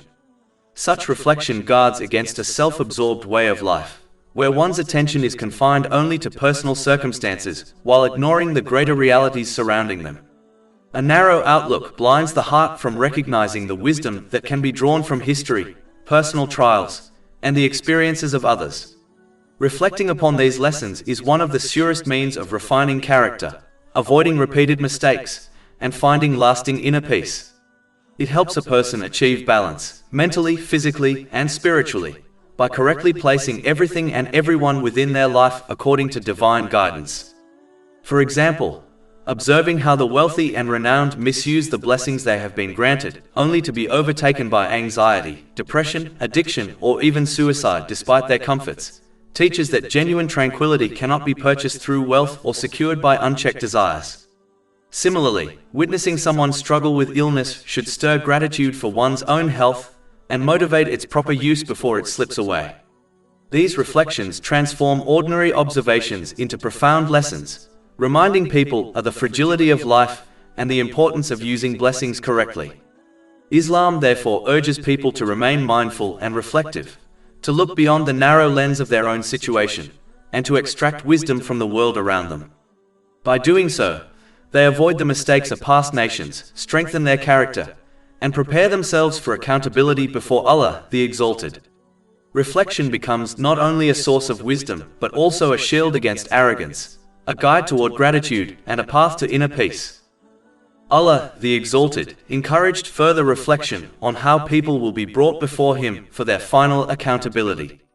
Chapter 36 Yaseen, verse 32. And indeed, all of them will yet be brought present before us. This verse is a solemn reminder that no one can escape accountability. Every individual, regardless of their status, wealth, or worldly achievements, will stand before Allah, the Exalted, to answer for how they used the blessings entrusted to them. The certainty of this gathering should inspire humility, vigilance, and preparation, for it is the ultimate reality that gives meaning to life and exposes the futility of arrogance and heedlessness. It is therefore vital to avoid following in the footsteps of those who persisted in disobeying Allah, the Exalted, for such behavior inevitably leads to the misuse of blessings. In this world, their attitude prevents them from achieving a balanced mental and physical state. They misplace everything and everyone within their life, failing to recognize the rightful purpose of relationships, wealth, and opportunities. As a result, their family, friends, career, and possessions, things meant to be sources of comfort, become sources of stress and turmoil. When people persist in disobedience, they often misdirect blame. Instead of recognizing their own misuse of blessings, they accuse others, such as their spouse or family, of being the cause of their stress. This misplaced blame leads them to cut good people out of their lives, further isolating themselves and worsening their condition. Such behavior only increases their vulnerability to mental disorders, plunging them into depression, substance addiction, and even suicidal tendencies. This outcome is evident when one observes those who persist in misusing the blessings they have been granted, such as the rich and famous. Despite enjoying worldly luxuries, many are overtaken by anxiety, emptiness, and destructive habits. Their wealth and fame cannot shield them from the consequences of ignoring divine guidance. Their lives serve as a visible warning that worldly success without obedience to Allah, the Exalted, leads to imbalance and despair. And as their attitude prevented them from preparing for accountability on Judgment Day, their punishment in the hereafter will be far worse. The suffering they experience in this world is but a shadow of the torment awaiting those who persist in disobedience without repentance. The verse therefore calls upon every person to reflect, reform, and prepare for the inevitable moment when they will be brought before Allah, the Exalted, to answer for their deeds. Even though Allah, the Exalted, judges people on an individual level, nonetheless, this verse warns of the greater tragedy of mankind, that as a whole, they are a creation which has failed to fulfill its purpose of obeying Allah, the Exalted. Chapter 36 Yaseen, verse 30. How regretful for the servants! There did not come to them any messenger, except that they used to ridicule him.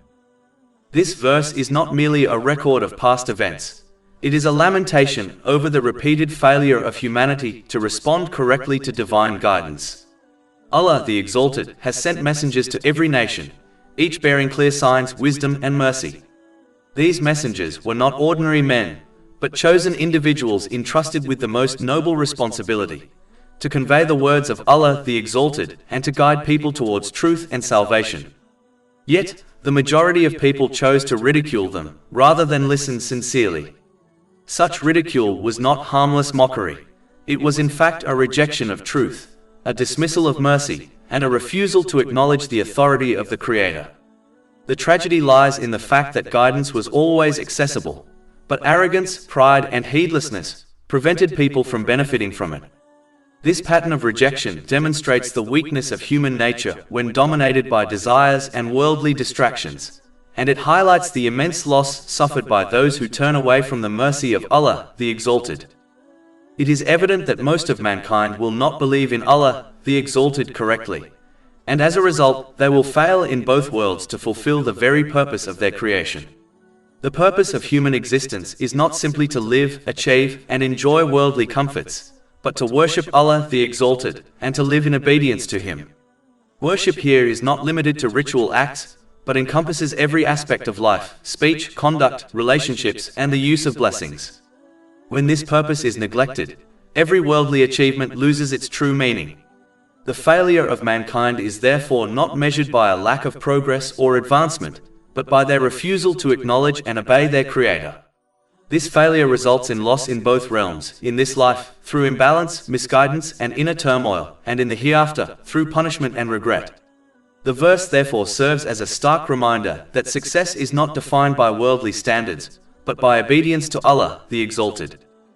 Despite the immense advancements of mankind over the generations, achievements in science, technology, medicine, and worldly progress, these are all overshadowed by the reality of their disbelief and disobedience of their Creator and Sustainer.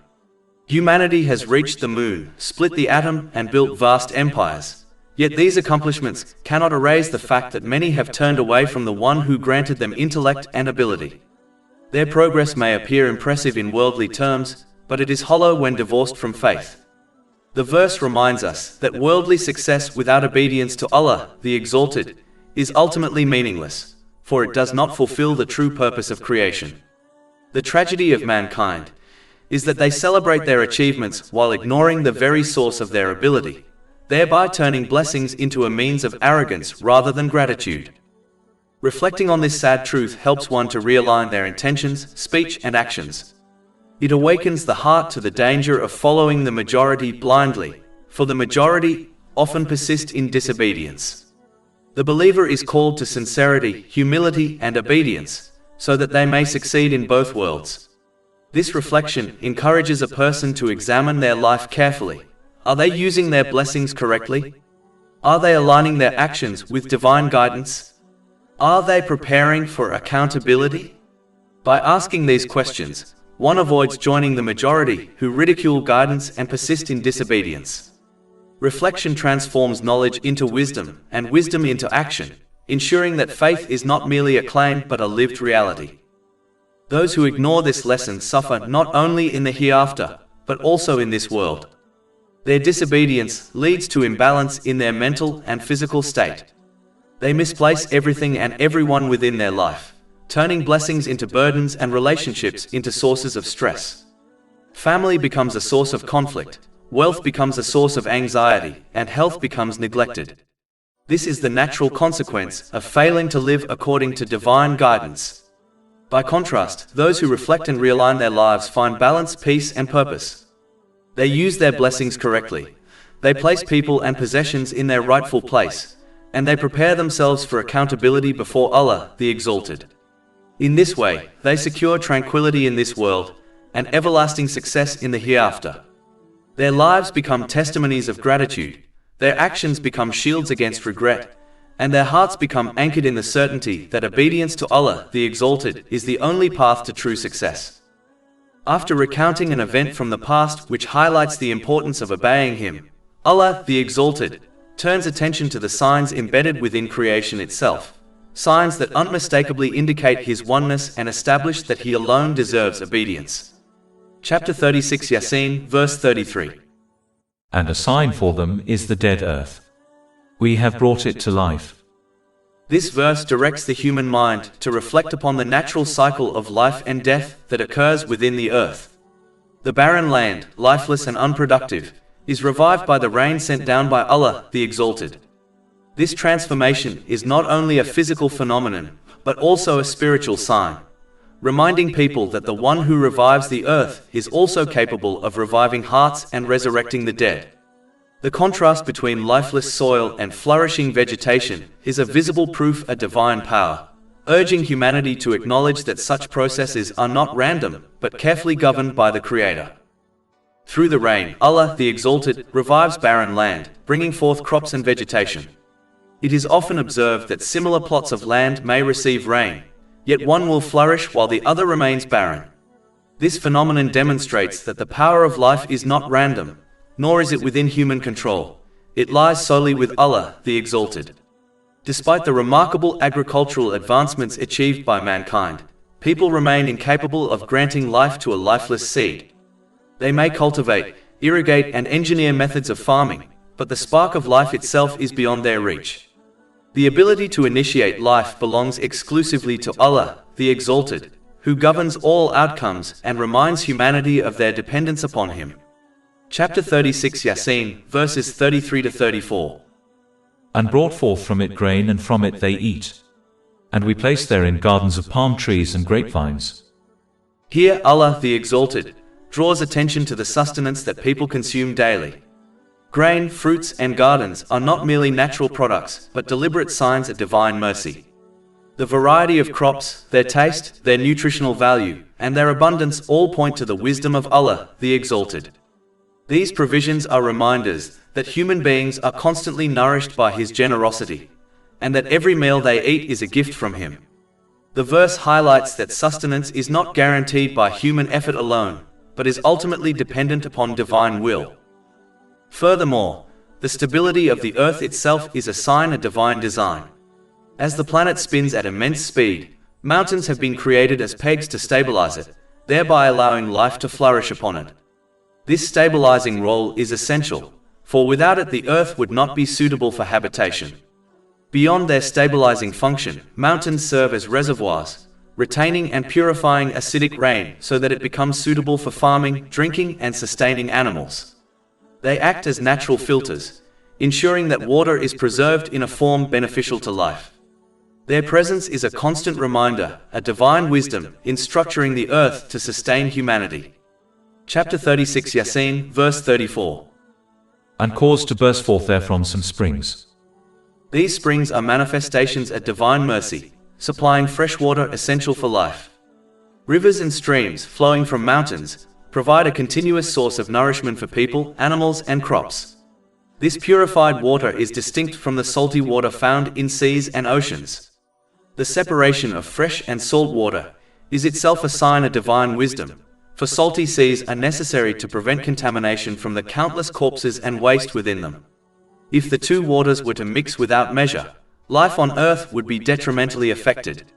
The balance between fresh and salt water is therefore a deliberate act of divine governance, ensuring the continuity of life and reminding humanity of their dependence upon Allah, the Exalted. Chapter 36 Yaseen, verses 35 to 36. That they may eat of his fruit. And their hands have not produced it, so will they not be grateful? Glorified is he who created all different kinds, from what the earth grows and from themselves and from that which they do not know. A person who provides for another, even in part, such as offering them shelter or meeting some of their needs, is naturally deserving of gratitude. If this is the case with human beings, then it follows with greater certainty that Allah, the Exalted, who has granted every blessing in the universe, is most worthy of gratitude. To show gratitude to Him is not simply a matter of words. It is a comprehensive attitude expressed through intention, speech, and action. Gratitude in intention means that a person acts only to please Allah, the Exalted. If their deeds are motivated by worldly recognition, praise, or gain, they will not receive reward from Him. This principle is clearly warned in a hadith found in Jami at Tirmidhi, number 3154. A sign of a pure intention is that one does not expect appreciation or compensation from people, but acts solely for the sake of Allah, the Exalted. Gratitude in speech means speaking what is good or remaining silent, avoiding words that are harmful or vain. Gratitude in action means using the blessings granted by Allah, the Exalted, in ways that please Him, as outlined in the Holy Quran and the traditions of the Holy Prophet Muhammad, peace and blessings be upon him. This comprehensive gratitude leads to an increase in blessings, and brings peace of mind in both worlds, through balance in mental and physical states, and through correctly placing everything and everyone within one's life. Chapter 14 Ibrahim, verse 7. If you are grateful, I will surely increase you in favor. Ownership also provides a clear analogy. When someone owns an object, it is natural and accepted that they may use it however they wish. Allah, the Exalted, created, owns and sustains everything in the universe, including human beings. Therefore, He alone determines what should occur within the universe and what should not. It is only fair and just that people obey Him, since He is the true owner of all things. Another analogy is that of lending. When a person lends something they own to another, it is only fair that the borrower uses the item according to the wishes of its owner. In the same way, Allah, the Exalted, has granted every blessing a person possesses as a loan, not as a permanent gift. Like worldly loans, these blessings must be repaid. The repayment lies in using them in ways pleasing to Allah, the Exalted. By contrast, the blessings of paradise are gifts, not loans. They will be enjoyed freely, without restriction, as a reward for faith and righteous deeds. Chapter 7 Al-Araf, verse 43. And they will be called, this is paradise which you have been made to inherit for what you used to do. It is therefore essential not to confuse the blessings of this world, which are loans entrusted to human beings, with the gifts of paradise, which are permanent rewards. Worldly blessings must be used responsibly, in obedience to Allah, the Exalted, while the gifts of paradise will be enjoyed without limit, reflecting the eternal generosity of the Creator. Yet despite the ingratitude of people, who persist in obeying others in His disobedience, Allah, the Exalted, continues to provide for the creation. His mercy and generosity are not withheld even from those who deny Him. Chapter 36 Yaseen, verse 36. Glorified is He who created all different kinds, from what the earth grows and from themselves and from that which they do not know. This verse invites reflection upon the diversity of creation, which itself is a sign of the ultimate power and wisdom of Allah, the Exalted. The countless forms of life, plants, animals, and even aspects of creation still unknown to mankind, are not the result of random chance but deliberate design. Evolution, understood as mutation, is by its nature imperfect and incapable of producing the harmony and balance observed in the natural world. Yet when one observes the countless species, they find that each has been created in a perfectly balanced way, suited to thrive in its environment. This balance testifies to the wisdom of Allah, the Exalted, who governs all creation. For example, the camel is a striking sign of divine design.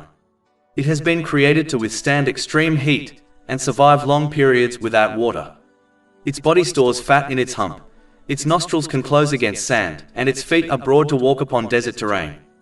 Every aspect of its design points to suitability for desert life. Chapter 88 Al-Ghashiyah, verse 17. Then do they not look at the camels, how they are created? Similarly, the goat demonstrates divine wisdom in its creation. Within its body, impurities are perfectly separated from the milk it produces.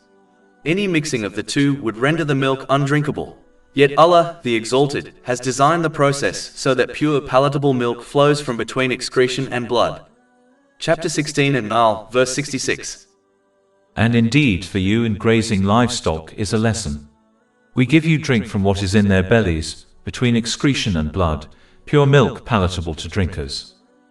Another sign of divine wisdom is the regulation of species through their lifespans and reproductive capacities. Each species has been granted a specific duration of life and a particular rate of reproduction, ensuring balance within creation. For instance, flies live only 3 to 4 weeks but lay up to 500 eggs. If their lifespan were longer, their population would overwhelm other species and disrupt the balance of life. Conversely, creatures with long lifespans, such as elephants or whales, produce only a few offspring, preventing their populations from becoming disproportionate.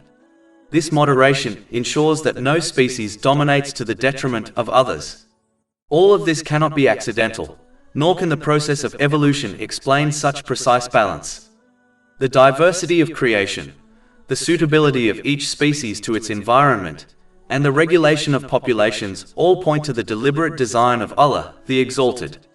These signs call upon mankind to reflect, to recognize His oneness, and to obey Him alone, for He is the Creator, Sustainer, and Owner of all that exists. In verse 36, Allah, the Exalted, draws attention not only to the diversity of creation, but also to the unseen realities and capacities that lie beyond human comprehension. Chapter 36 Yaseen, verse 36. And from that which they do not know. This phrase serves as a reminder that all human discoveries, inventions, and advancements, no matter how impressive, are ultimately extensions of His creative power. People often take pride in their innovations, viewing them as signs of human progress and superiority. Yet the inspiration to invent, the knowledge to design, the understanding to apply, the resources to build, and the ability to execute all originate from Allah, the Exalted. Without His granting of intellect, imagination, and raw materials, no invention could ever come into existence. The verse also points to the vastness of creation that remains hidden from human perception. Despite centuries of exploration and scientific progress, there are countless realities within the universe that remain unknown. This includes not only species, forces, and phenomena yet to be discovered, but also the unseen dimensions of existence that lie entirely beyond human capacity. The reminder is clear: human knowledge is limited, while divine knowledge is infinite. Thus, when people boast of their achievements, whether in technology, medicine, or engineering, they should remember that these are not independent accomplishments but reflections of the creative ability of Allah, the Exalted. True wisdom lies in acknowledging Him as the source of all progress, and showing gratitude by using these advancements in ways that please Him. Inventions should not become a cause of arrogance, but a means of recognizing divine mercy and power. This verse therefore humbles humanity, reminding them that their pride in worldly progress must be tempered with recognition of the Creator. It calls upon people to reflect: every discovery is but a glimpse into the vast ocean of divine knowledge, and every invention is a borrowed spark from the infinite light of Allah, the Exalted. Allah, the Exalted, then draws attention to another perfectly balanced system within the earth which is indispensable for life. Chapter 36 Yaseen, verses 37 to 38. And a sign for them is the night. We remove from it the light of day, so they are left in darkness. And the sun runs on course toward its stopping point. These verses highlight the alternation of night and day, a system so precise and consistent that it sustains every aspect of life. The sun's path ensures that the earth receives a balanced measure of light and darkness. This balance is not accidental but deliberate, designed to maximize benefit for creation. The timing of days and nights, along with their seasonal variations, allows human beings to work, rest, and thrive. If days were extended unnaturally, people would suffer fatigue from prolonged hours of activity. If nights were lengthened excessively, there would be insufficient time to earn a livelihood, pursue education, or engage in other valuable pursuits. Conversely, if nights were shortened, people would be deprived of the rest necessary to maintain health and strength. Thus, the alternation of day and night is a mercy, ensuring both productivity and rejuvenation. This balance also extends to agriculture and sustenance. Crops depend upon the alternation of light and darkness for growth. Any disruption in the cycle would harm vegetation, leading to shortages in food and threatening the survival of both humans and animals. The system of day and night is therefore not only a spiritual reminder, but also a practical necessity for life on earth. Chapter 36 Yaseen, verse 38. That is the determination of the exalted in might, the knowing. This statement emphasizes that such balance and precision are not the result of chance, but a divine determination. Allah the Exalted is both mighty, able to establish such systems, and knowing, aware of the needs of His creation. The perfect placement of the sun, its role in sustaining life, and their harmony within the solar system all point unmistakably to the influence of a creator. The moon, too, plays a vital role in maintaining the balance of life on Earth. By reflecting the light of the sun, it provides illumination during the night, guiding travelers across deserts and oceans, journeys that have historically been essential for trade, exploration, and the transport of goods, and which remain significant even today. Its presence ensures that darkness is never absolute, offering comfort and direction to those who move under its light. Beyond illumination, the moon's phases regulate the tides of seas and oceans, sustaining ecological balance. The rise and fall of tides are crucial for marine life, coastal ecosystems, and the renewal of water systems. Any disruption in this delicate rhythm would cause widespread harm to the environment, threatening both human livelihood and the survival of countless species. The moon's role in this system is therefore a manifest sign of divine wisdom, serving both practical and symbolic purposes. Together, the sun and moon also provide humanity with a natural system for measuring time. The alternation of day and night, the phases of the moon, and the movement of the sun allow people to organize their lives, seasons, and years. This system of calculation is not man-made but divinely decreed, reminding humanity that even the passage of time is a sign of divine order. It is through these celestial measures that people are able to structure their worship, their work, and their daily lives. Chapter 36 Yaseen, verse 39. And the moon, we have determined for it phases, until it returns appearing like the old date store. As the entire creation, except for mankind, has fully submitted to the obedience of Allah, the Exalted, it exists in a state of perfect balance and harmony. Chapter 36 Yaseen, verse 40. It is not allowable for the sun to reach the moon, nor does the night overtake the day, but each in an orbit is swimming. This verse highlights the flawless order of the universe. The sun and the moon, though immense in size and power, never collide nor interfere with one another's function. Day and night alternate in perfect sequence, never overlapping nor failing in their appointed times. The planets remain in their orbits, the stars in their courses, and the celestial bodies in their appointed paths, all in submission to the command of Allah, the Exalted. This harmony is not the product of chance, but a divine decree, a reflection of the Creator's wisdom and authority. When one observes the rising and setting of the sun, the phases of the moon, and the countless planets that remain in their orbits, the evidence of this balance becomes undeniable. Each element of creation fulfills its purpose without deviation, demonstrating obedience to Allah, the Exalted.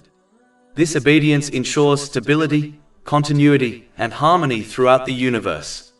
In contrast, mankind often fails to submit to Allah, the Exalted, and therefore does not experience the same harmony. Human beings, when guided by desires and heedlessness, misplace priorities, misuse blessings, and disrupt the balance of their own lives. Unlike the rest of creation, which is in constant obedience, mankind's disobedience leads to imbalance, confusion, and turmoil. Therefore, if one desires to achieve the harmony and balance observed within the universe in their own life, They must follow the example of creation by sincerely obeying Allah, the Exalted, at all times. This obedience involves correctly using the blessings they have been granted, as outlined in the Holy Quran and the traditions of the Holy Prophet Muhammad, peace and blessings be upon him. By doing so, they will achieve a harmonious mental and physical condition, positioning all aspects of their life appropriately and preparing themselves for accountability on the Day of Judgment. Consequently, this conduct will result in tranquility in both worlds. In this life, obedience brings peace of mind, balance and clarity. In the hereafter, it secures eternal success and freedom from regret. Just as the universe thrives in harmony through submission, so too can mankind attain harmony by living in obedience to Allah, the Exalted. Another sign highlighted by Allah the Exalted is the water within the oceans and seas, which has been created in such a way that both marine life can thrive within it and heavy ships can sail upon it. Chapter 36 Yaseen, verses 41 to 42. And a sign for them is that we carried their lineage in the laden ship, and we created for them from the likes of it that which they ride. This verse recalls the great mercy of Allah, the Exalted, in enabling human survival through ships, beginning with the Ark of the Holy Prophet Nuh, peace be upon him, and continuing with vessels of every kind that humanity rides upon today. The balance of water's composition is a profound sign of divine wisdom. If its properties were slightly altered, an imbalance would occur. Either marine life could thrive within it, or ships could float upon it, but not both simultaneously. The fact that both are possible at once demonstrates a perfect equilibrium designed by Allah, the Exalted. Even in the modern age, transport by sea remains the most commonly used method for moving goods across the world, showing that this balance continues to underpin human civilization. Chapter 36 Yaseen, verse 43. And if we should will, we could drown them. Then no one responding to a cry would there be for them, nor would they be saved. This verse reminds humanity that their reliance upon the seas is entirely dependent upon divine mercy. Ships may be laden with goods, technology may advance, and trade may flourish, but all of it remains vulnerable to the will of Allah, the Exalted. A single command could overturn this balance, leaving people helpless and without rescue. It is a reminder that security upon the seas is not guaranteed by human effort, but by divine decree. Yet despite the ingratitude of people who persist in disobedience, Allah, the Exalted, continues to maintain this perfectly balanced system. He provides humanity with a source of provision through sea life, fish and other marine resources, and a means of earning provision through tourism, trade and transport. Chapter 36 Yaseen, verse 44. Except as a mercy from us and provision for a time. This verse emphasizes that the continuation of these blessings is purely an act of divine mercy. The seas remain stable, ships continue to sail, and marine life continues to flourish only because Allah the Exalted sustains them. Humanity benefits from these provisions for a time, but they are not permanent. They are temporary opportunities granted by Allah the Exalted to remind people of His generosity and to encourage them to show gratitude and obedience. Taken together, these verses highlight the delicate balance of the oceans and seas as a sign of divine wisdom.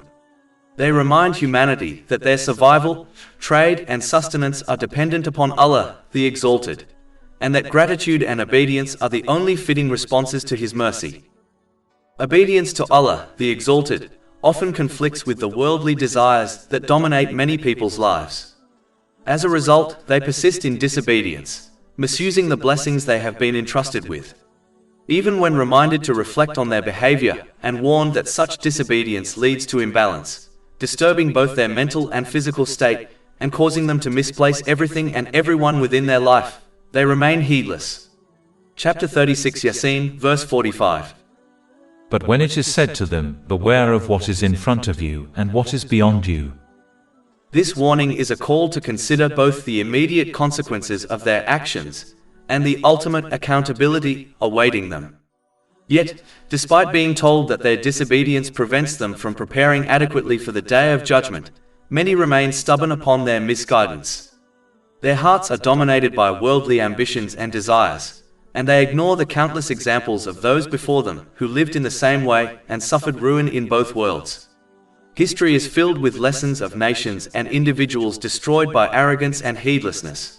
But these lessons are disregarded by those who continue to chase fleeting pleasures. The wise response is to avoid such behavior, and instead accept the warnings and guidance found in the Holy Quran and the traditions of the Holy Prophet Muhammad, peace and blessings be upon him. By learning from the examples of disobedient people, whether from past generations or from the present, one can avoid repeating their mistakes. This requires using the blessings granted by Allah, the Exalted, in the correct manner, as outlined in Islamic teachings. Such obedience ensures that a person achieves balance in both mind and body, places everything and everyone in their rightful position, and prepares adequately for accountability before Allah, the Exalted, on the Day of Judgment. This conduct leads to peace and tranquility in both worlds. In this life, it brings harmony, clarity, and stability. In the hereafter, it secures mercy and eternal success. Chapter 36 Yaseen, verse 45. Perhaps you will receive mercy. This final phrase is a reminder that mercy is always within reach for those who heed the warnings, reform their conduct, and live in obedience to Allah, the Exalted. Although the signs of Allah, the Exalted, are countless, found both within Islamic teachings and throughout the natural world, many people continue to disregard them. The pull of worldly desires overshadows the call to obedience, leading them to turn away from what is clear and manifest. Chapter 36 Yaseen, verse 46. And no sign comes to them from the signs of their Lord, except that they are from it turning away. This verse reveals a profound truth. Rejection of divine guidance is rarely due to ignorance or lack of evidence. Rather, it stems from deliberate neglect, as people choose to gratify their desires instead of restraining them. When individuals abandon the divine code of conduct revealed by Allah, the Exalted, and adopt man-made systems, they do so because such systems are rooted in human ambition, self-interest, and indulgence. Unlike divine law, which is founded upon wisdom, justice, and mercy, human-devised codes reflect the inclinations of those who create them. The wealthy and powerful are often the most resistant to divine guidance. They recognize that accepting Islam would require submission to a higher moral framework, one that places limits on their exploitation, indulgence, and misuse of authority. Such submission would expose their injustices and restrict their pursuit of unchecked desires. Out of fear of losing influence and privilege, they not only reject the truth themselves but also encourage others to follow their path, attempting to preserve their worldly status even at the cost of their eternal well-being. This pattern has repeated throughout history. The first to oppose the holy prophets, peace be upon them, were often the elites of society. Their rejection was not based on confusion or lack of clarity, for the signs of Allah, the Exalted, were evident before them.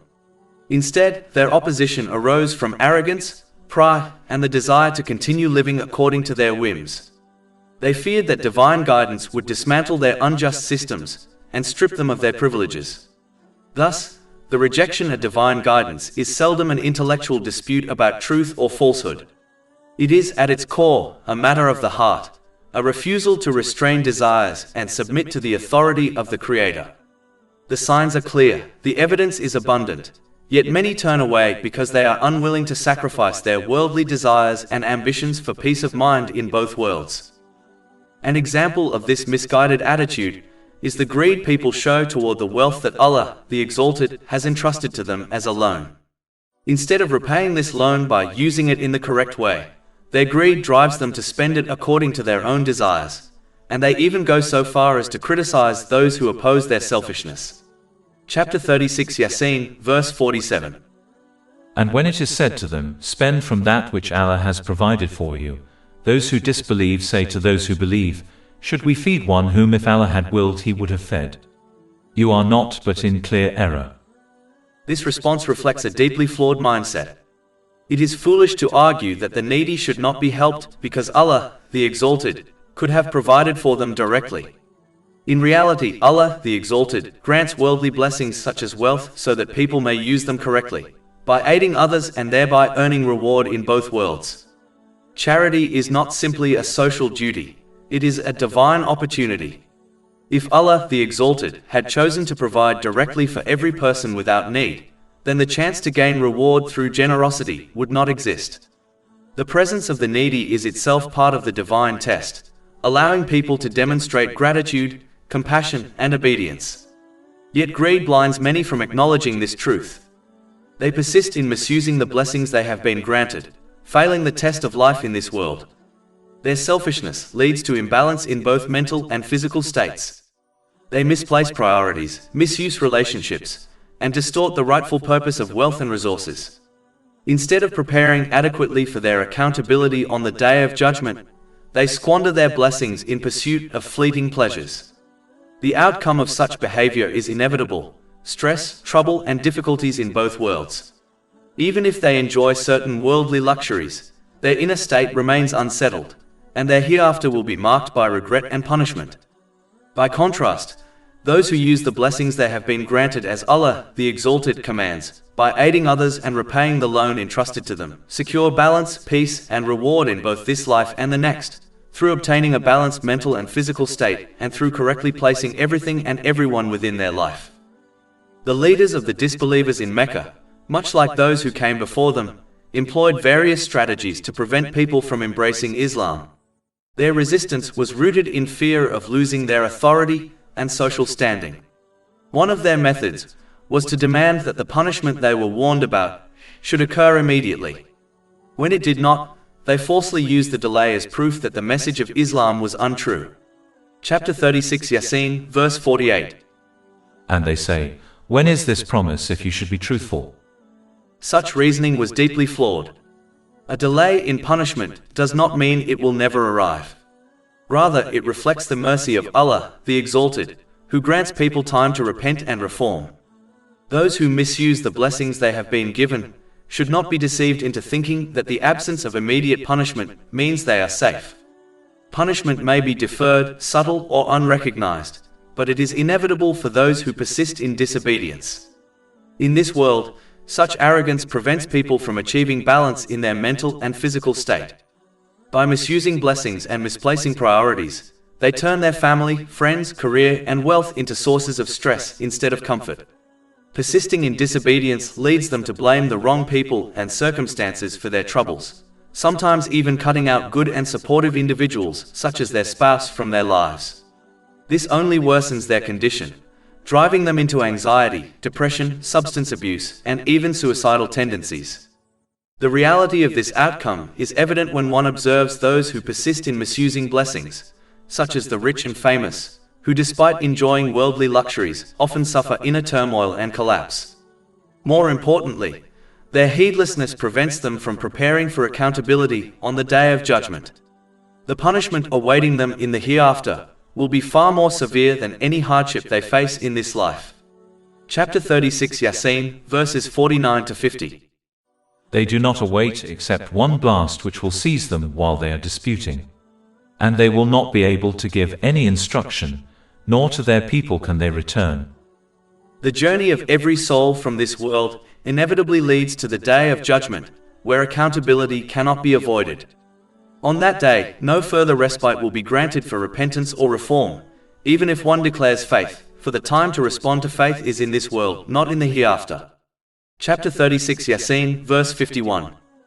And the horn will be blown, and at once from the graves to their Lord they will hasten. The lesson is clear. Since this call is inevitable, every person should respond to the call of Allah, the Exalted, in this world, through sincere obedience to His commands, refraining from His prohibitions, and facing destiny with patience, as taught by the Holy Prophet Muhammad, peace and blessings be upon him. In doing so, they ensure that the blessings entrusted to them are used in ways pleasing to Allah, the Exalted. Chapter 8 and Anfal, verse 24. O you who have believed, respond to Allah and to the Messenger when He calls you to that which gives you life. Whoever responds to this divine call during their worldly life will find the final call easy to endure. Their obedience and preparation will make resurrection a moment of relief and hope. In contrast, those who live heedless of Allah's call, misusing the blessings they have been granted, will find the trumpet blast to be a heavy burden. They will be forced to respond, but without peace, and their regret will be of no benefit. A person can only ignore the call of Allah, the Exalted, for a limited time. The final call will come sooner or later, and no one will be able to avoid or ignore it. If this is inevitable, wisdom dictates that one should respond now, today, rather than remain in heedlessness. Once the trumpet is blown, no action or regret will change the outcome, and what follows will be even more terrifying for those who neglected their duty. Chapter 36 Yaseen, verses 52 to 54. They will say, "Oh, woe to us! Who has raised us up from our sleeping place?" The reply will be, "This is what the Most Merciful had promised, and the messengers told the truth. It will not be but one blast, and at once they are all brought present before us. So today no soul will be wronged at all, and you will not be recompensed except for what you used to do." Verse 54 serves as a solemn reminder that verbal claims of belief in Allah, the Exalted, are insufficient without the support of righteous deeds. Accountability on the Day of Judgment will be based not merely on inward faith, but on the actions performed in this world. Each person is therefore required to practically obey Allah, the Exalted, by correctly using the blessings entrusted to them in accordance with Islamic teachings. Only through such obedience can success and peace of mind be achieved in both worlds, by attaining a balanced mental and physical state, and by placing everything and everyone in their rightful position. Chapter 36 Yaseen, verse 54. So today no soul will be wronged at all, and you will not be recompensed except for what you used to do. In fact, those who depend solely on verbal declarations of faith, without reinforcing them through obedience, place themselves in serious danger of losing their faith entirely. Faith is not a static possession, but a living reality, fragile and in need of constant care. It may be likened to a delicate flame that requires continual tending. Just as a fire dies when deprived of fuel, faith weakens and may be extinguished if it is not sustained through consistent acts of obedience. Good deeds serve as the nourishment that keeps faith alive. Prayer, charity, patience, gratitude, and refraining from sin are the fuel that strengthens belief and ensures its endurance. Neglecting this spiritual nourishment places a person at risk of losing the very light that guides them through life. Such a loss is the most devastating of all, for it deprives the individual of clarity, purpose, and hope in both worlds. The lesson is unmistakable: faith must be preserved through action. Words alone are insufficient. Only by living in obedience to Allah, the Exalted, can a person ensure that their faith remains strong, their life remains balanced, and their accountability on the Day of Judgment results in mercy rather than regret. Faith without deeds is fragile and likely to fade, while deeds without faith lack divine acceptance. True success therefore lies in the union of both, belief supported by obedience. This will ensure one correctly uses the blessings they have been granted, as outlined in Islamic teachings, thereby securing peace of mind in both worlds, through obtaining a balanced mental and physical state, and through correctly placing everything and everyone within their life. Chapter 36 Yaseen, verses 55 to 58. Indeed, the companions of paradise that day will be amused in joyful occupation, they and their spouses in shade, reclining on adorned couches. For them therein is fruit, and for them is whatever they request. And peace, a word from a merciful Lord. Those who fail to support their verbal declaration of faith in Allah, the Exalted, with righteous deeds, will ultimately be commanded to separate from those who lived in practical obedience. Although in this world such individuals may appear indistinguishable from the faithful, sharing communities, families, and outward identities, their true state will be revealed in the hereafter. Chapter 36 Yaseen, verse 59. Then he will say, "But stand apart today, you criminals." This verse highlights the distinction between outward claims and inward reality. In worldly law, a person is judged as a Muslim based on their verbal declaration of faith. Yet divine judgment is not based on appearances or words alone, but on the inward truth of the heart and the deeds that flow from it. On the Day of Judgment, Allah, the Exalted, will expose the reality hidden from others. Therefore, one who verbally claims belief in Allah, the Exalted, and accountability in the hereafter, but fails to support this claim with obedience, may in fact possess no faith within their heart. Such a person will be treated as a non-believer on the Day of Judgment, even if worldly law considered them a Muslim during their lifetime. Their separation from the obedient will be absolute, for divine justice will distinguish between those who lived by faith and those who merely professed it without sincerity. The lesson is clear: faith must be substantiated by action. Words alone cannot secure salvation. Only through obedience to Allah, the Exalted, can a person ensure that their verbal declaration reflects an inward reality, leading to unity with the faithful in the hereafter rather than separation among those condemned. Allah, the Exalted, issues a clear reminder that obedience to others in His disobedience only leads to regret and hardship in both this world and the next. Chapter 36 Yaseen, verse 60. Did I not enjoin upon you, O children of Adam, that you not worship Satan, for indeed he is to you a clear enemy? This command highlights that worship is not confined to bowing before idols or false deities. In reality, whatever a person obeys in defiance of Allah, the Exalted, whether social trends, cultural pressures, influential figures, or even personal desires, becomes the object of their worship. Allah, the Exalted, further illustrates this principle in chapter 9 at Tawbah, verse 31. They have taken their scholars and monks as lords besides Allah. The scholars and monks of the people of the book were not worshipped through ritual devotion, but rather through obedience in acts of rebellion against Allah, the Exalted. This obedience itself was judged as worship. Although most people do not consciously worship the devil, they are accused of doing so because they follow his whispers in opposition to Allah, the Exalted. This demonstrates that worship is ultimately about loyalty and submission. Whoever directs a person's actions away from divine obedience becomes the one they serve. Persisting in disobedience inevitably enslaves individuals to worldly influences, whether employers, celebrities, social media, or cultural fashions. Attempting to satisfy multiple masters results only in stress and imbalance, for it is impossible to meet their conflicting demands. Just as an employee with several supervisors struggles to fulfill everyone's expectations, those who abandon servitude to Allah, the Exalted, become burdened by countless worldly masters, sacrificing their peace of mind. Over time, this imbalance manifests as sadness, isolation, depression, and destructive tendencies, as their efforts to please worldly influences fail to bring satisfaction. This reality is evident in the lives of many who adopt such a mindset, including celebrities, who despite enjoying luxuries often suffer inner turmoil. Moreover, obedience to other entities in defiance of Allah, the Exalted, will yield no benefit in the hereafter. Those false masters will not defend or assist their followers when divine truth is revealed. The only path to peace in both worlds is to abandon obedience to all that leads to disobedience of Allah, the Exalted, and instead obey Him by correctly using the blessings He has granted, as outlined in Islamic teachings. This ensures balance in mind and body, proper placement of all aspects of life, and readiness for accountability on the Day of Judgment. Chapter 36 Yaseen, verse 61. And that you worship only me. This is a straight path. Allah, the Exalted, calls upon humanity to reflect upon the countless generations before them who obeyed the devil by disobeying divine guidance, and how this led them into stress, hardship, and difficulties in both worlds. Chapter 36 Yaseen, verse 62. And he had already led astray from among you much of creation. So did you not use reason? This verse is a call to thoughtful reflection.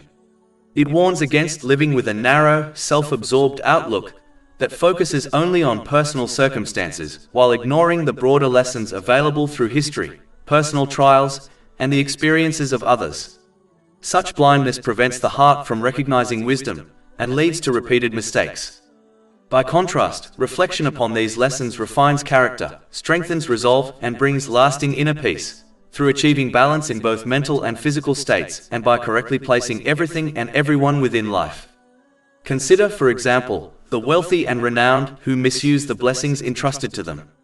Despite their comforts, many are overtaken by anxiety, depression, addiction, or even despair, showing that genuine tranquility cannot be purchased with wealth or secured through unchecked desires. Similarly, observing someone endure illness should stir gratitude for one's own health and inspire its proper use before it slips away. Islam therefore urges people to remain mindful and reflective, to look beyond the narrow lens of their own situation, and to draw wisdom from the world around them. By doing so, individuals protect themselves from heedlessness, strengthen their faith, and ensure that the blessings granted by Allah, the Exalted, are used in ways that lead to peace in both this world and the next. Throughout the Holy Quran, Allah the Exalted therefore commands humanity to safeguard themselves against the deceptions of the devil by learning and acting upon divine teachings. Chapter 35, Fatir, verse 5. And be not deceived about Allah by the deceiver. This warning highlights the subtlety of the devil's strategies. His misguidance is not limited to overt sins, rather he often works insidiously, targeting the very foundations of faith. He distorts understanding of Allah, the Exalted, by planting doubts, offering false reassurances, and presenting half-truths that appeal to human desires. Through these tactics, he convinces individuals that their perception of Allah, the Exalted, is flawed or incomplete, leading them to persist in disobedience while believing they remain secure. Chapter 35, Fatir, verse 6. Indeed, Satan is an enemy to you, so take him as an enemy. He only invites his party to be among the companions of the blaze. The Holy Quran repeatedly warns against being deceived by the devil, emphasizing how he exploits weakness, ignorance, and complacency.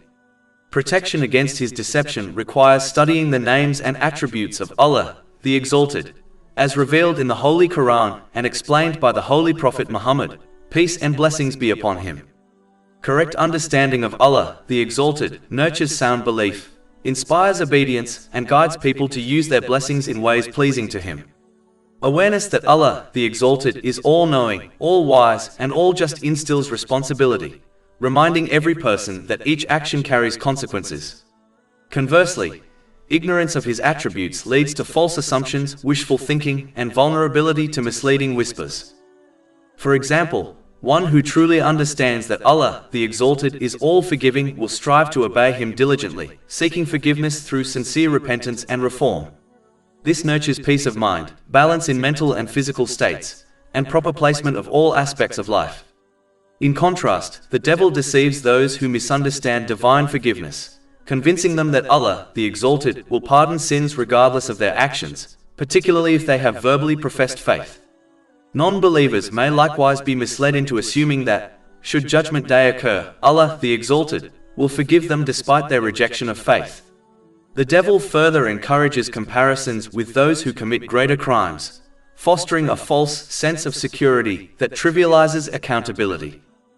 Such reasoning entrenches disobedience and leads to misuse of blessings. Persisting in this attitude disrupts balance, misplaces priorities, and transforms blessings into burdens. Family, friends, career, and wealth, meant to be sources of support, become sources of stress and anxiety. Those who continue in disobedience may even blame loved ones for their hardships, cutting them off and intensifying their suffering. This destructive cycle often manifests in depression, addiction, or despair, a reality visible among the rich and famous, whose outward luxury conceals inner turmoil. More dangerously, those who fail to support their verbal declaration of faith with sincere deeds risk leaving this world without genuine belief. Faith is like a fragile flame. If not continually nourished, it weakens and may be extinguished. Sustaining this flame requires vigilance, obedience, and consistent good deeds. The devil seeks to deceive people into believing that faith can survive without effort, but this is a dangerous illusion. Faith demands constant cultivation. Those who tend to it remain steadfast and illuminated, while those who neglect it fall into darkness and loss in both worlds. Without deliberate care, a person risks losing guidance, peace, and ultimate success. This underscores the necessity of sustained devotion and practical adherence to the path of Allah, the Exalted.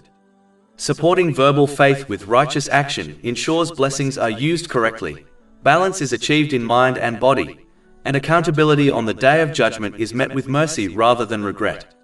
Such holistic obedience leads to true peace in both this life and the hereafter. Chapter 36, Yaseen, verse 62. And he had already led astray from among you much of creation, so did you not use reason? Another method by which the devil misguides people is by distorting their perception of hell. He convinces some that hell is nothing more than a fictional construct devised by religious leaders to control behavior, while to others he downplays its severity, turning it into a subject of mockery rather than fear. This attitude has become widespread, as hell is increasingly treated as a joke. As a result, many compare its punishment to worldly suffering, persuading themselves that enduring the hereafter is worth indulging in worldly desires. Therefore, one of the central reasons why the realities of the hereafter, such as the Day of Judgment and Hell, are described with vivid detail in Islamic teachings is to dismantle these false beliefs. Previous nations belittled these realities, even mocking them, and their dismissive attitude was rooted in wishful thinking. They persisted in disobedience, while falsely assuming that salvation would still be theirs. These assumptions took many forms: reliance on the intercession of a righteous person without personal reform, belief that a mere verbal claim of faith would suffice for salvation, presumption that excuses and repentance would automatically be accepted regardless of deeds, and the notion that the punishments of the hereafter would be no harsher than worldly punishments. To eradicate such misconceptions, the Holy Quran presents the hereafter in detail, so that people may grasp its seriousness and prepare accordingly. Chapter 36 Yaseen, verses 63 to 64. This is the hellfire which you were promised. Enter to burn therein today for what you used to deny. These descriptions are not intended to instill despair, but to awaken hearts to reality and encourage practical obedience to Allah, the Exalted. True obedience requires using the blessings He has granted in ways pleasing to Him, as outlined in the Holy Quran and the traditions of the Holy Prophet Muhammad, peace and blessings be upon him. By internalizing these teachings, individuals are safeguarded from complacency, shielded from false hopes, and guided towards sincerity and accountability. In this way, they secure protection from punishment and achieve success in both worlds. Allah, the Exalted, reminds humanity that His judgment cannot be compared to that of worldly judges, who may be deceived by false testimony or misleading witnesses. In this world, a judge relies on the words of witnesses and the presentation of evidence, both of which can be manipulated or concealed. However, on the Day of Judgment, no deception will be possible, for Allah, the Exalted, possesses complete knowledge of every action and intention. He will cause the very body parts of each person to testify against them, establishing irrefutable evidence of their deeds. This testimony will be undeniable, for it will come directly from the blessings entrusted to each individual, leaving no room for excuses or false claims. Chapter 36 Yaseen, verse 65. That day we will seal over their mouths, and their hands will speak to us, and their feet will testify about what they used to earn. The tongue, which often seeks to excuse, justify, or conceal wrongdoing, will be silenced, preventing any attempt to distort the truth. Instead, the hands and feet, symbols of action and movement, will bear witness to what was truly done throughout life. The hands will testify to the deeds they carried out, whether acts of charity or acts of harm, while the feet will testify to the places they traveled, whether towards obedience or towards sin. This testimony cannot be denied or refuted, for it comes from the very instruments of action themselves. It will be a moment of absolute clarity, where every person will see the reality of their life laid bare before Allah, the Exalted, without the possibility of denial. The severity of this reality demands that every individual reflect deeply on how they use the blessings granted to them, particularly their body. The body is not merely a vessel for worldly pursuits, but a trust from Allah, the Exalted, which must be used in ways pleasing to Him. Correct use of these blessings brings benefit in this world, leading to peace of mind, balance in mental and physical states, and proper placement of everything and everyone within life. When the body is used for obedience, such as hands engaged in charity, tongue speaking truth, and feet walking towards righteousness, it becomes a source of tranquility and reward. More importantly, it ensures that these blessings testify in one's favor on the Day of Judgment, becoming witnesses of righteousness rather than condemnation. Conversely, the outcome for those whose blessings testify against them is both obvious and terrifying. Their own limbs will expose their misuse, leaving them without defense or excuse. The very body they relied upon for worldly pursuits will turn against them, recounting every act of disobedience and every misuse of divine blessings. This testimony will seal their fate, as no denial or argument can stand against the evidence presented by their own being. Such a reminder calls for vigilance, gratitude, and obedience, so that the body and all other blessings become witnesses of sincerity and righteousness rather than instruments of condemnation. Those who heed this warning will find peace in both worlds, while those who ignore it will face regret and punishment that cannot be escaped. Another deception employed by the devil, which Allah, the Exalted, warns against in earlier verses, is his attempt to distract people from recognizing the link between their disobedience and the stress, trouble, and difficulties they face in life. These hardships are not random. They arise from the imbalance created when a person misuses the blessings they have been granted, resulting in an unbalanced mental and physical state, and the misplacement of everything and everyone within their life. By severing this connection in the minds of people, the devil blinds them to the consequences of their actions, encouraging them to persist in disobedience without realizing its destructive impact. For those who do recognize the connection between disobedience and hardship, the devil employs another tactic. He convinces them to continue pursuing their desires by falsely promising that Allah, the Exalted, will continue to grant them respite and will not fully punish them for their disobedience. This false assurance leads them to dismiss divine punishment as something distant or unlikely, thereby weakening their resolve to reform. Such reasoning is perilous, for it trivializes the justice of Allah, the Exalted, and emboldens people to persist in sin under the illusion of safety. Allah, the Exalted, directly warns against adopting this attitude, reminding humanity that his punishment should never be dismissed lightly. Chapter 36 Yaseen, verses 66 to 67. And if we willed, we could have obliterated their eyes, and they would race to find the path, and how could they see? And if we willed, we could have deformed them, paralyzing them in their places so they would not be able to proceed, nor could they return. Such imagery demonstrates that respite is not guaranteed, and that punishment can descend at any moment. It is therefore foolish to rely on false assurances, or to dismiss divine warnings. The lesson is clear. One must never allow the devil to deceive them into thinking that disobedience carries no consequences, or that punishment will never arrive.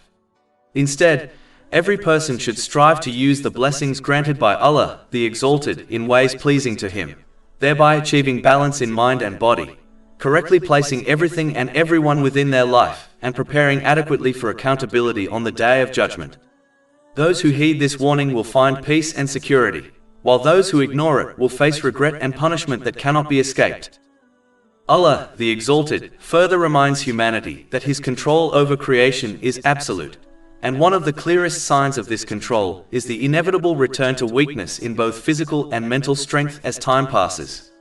No matter how much effort people exert to preserve their vitality, they cannot escape the stages ordained by Allah, the Exalted. Chapter 36 Yaseen, verse 68. And he to whom we grant long life we reverse in creation. This verse reveals the divine cycle of human existence. Allah, the Exalted, creates people in weakness as infants, grants them strength in youth and adulthood, and then returns them to weakness in old age if long life has been granted. Infancy is marked by dependence, fragility, and limited understanding. Adulthood brings physical strength, mental clarity, and independence. Yet with the passing of time, these qualities inevitably decline. Old age often brings frailty, forgetfulness, and reliance on others once again. This reversal is not accidental, but a deliberate reminder of divine power and human limitation. The reality of this transformation demonstrates that human beings are not masters of their destiny, but subjects of divine will. Even the strongest, most intelligent, and most influential individuals cannot prevent the decline of their faculties. Physical vitality diminishes, mental sharpness weakens, and dependence on others increases. This process is a humbling reminder that worldly strength is temporary and that reliance on Allah, the Exalted, is essential at every stage of life. Chapter 36 Yaseen, verse 68. So will they not understand? The lesson is clear. Since Allah, the Exalted, alone controls creation and its progression, He alone deserves to be obeyed in every situation. Recognizing this truth should inspire humility, gratitude, and obedience, as well as a commitment to use the blessings of youth, health, and intelligence before they inevitably fade. Those who fail to understand this reality often waste their strength in disobedience, only to face regret when weakness overtakes them. Those who do understand will live with balance, correctly placing everything and everyone within their life, and achieving peace of mind in both worlds. They will use their youth for worship, their health for aiding humanity, and their intelligence for learning and reflection, ensuring that when weakness returns, they are prepared for accountability. Those who ignore this reminder will find themselves unprepared for the decline of strength and the judgment that awaits them, as their misplaced reliance on worldly power will prove futile. Chapter 36 Yaseen, verse 68. And he to whom we grant long life we reverse in creation. This stage-by-stage progression of human life, which inevitably leads to decline, serves as a profound reminder of death and the ultimate return to Allah, the Exalted. Just as infancy, youth, adulthood, and old age cannot be avoided despite the immense efforts and resources invested by societies to resist them, death itself is unavoidable. No amount of wealth, medicine, or technology can prevent the appointed end, nor can it delay accountability in the hereafter. Chapter 36 Yaseen, verse 68. So will they not understand? This rhetorical question challenges people to reflect on the certainty of their mortality and the futility of ignoring it. The one who truly understands this reality will not live heedlessly, but will be constantly reminded to prepare for death in practical ways. Preparation means correctly using the blessings granted by Allah, the Exalted, in accordance with Islamic teachings. Every stage of life, whether marked by strength or weakness, becomes an opportunity to obey Him, to show gratitude, and to align one's actions with divine guidance. Such obedience ensures peace of mind in this world, for it brings balance to both mental and physical states and allows a person to correctly place everything and everyone within their life. Family, wealth, health, and intellect are then used in their proper roles, serving as supports rather than burdens. This balanced approach not only secures tranquility during the journey of life, but also prepares the individual for accountability in the hereafter. When death arrives, the one who has lived with this awareness will face it not with fear, but with readiness. Their preparation will lead to success, peace of mind, and the attainment of permanent strength in the eternal life to come. In contrast, those who ignored the reminder and misused their blessings will find themselves unprepared, facing regret and loss that cannot be reversed. The lesson is clear. Just as the decline of strength is inevitable, so too is death and accountability, and only obedience to Allah, the Exalted, secures everlasting peace.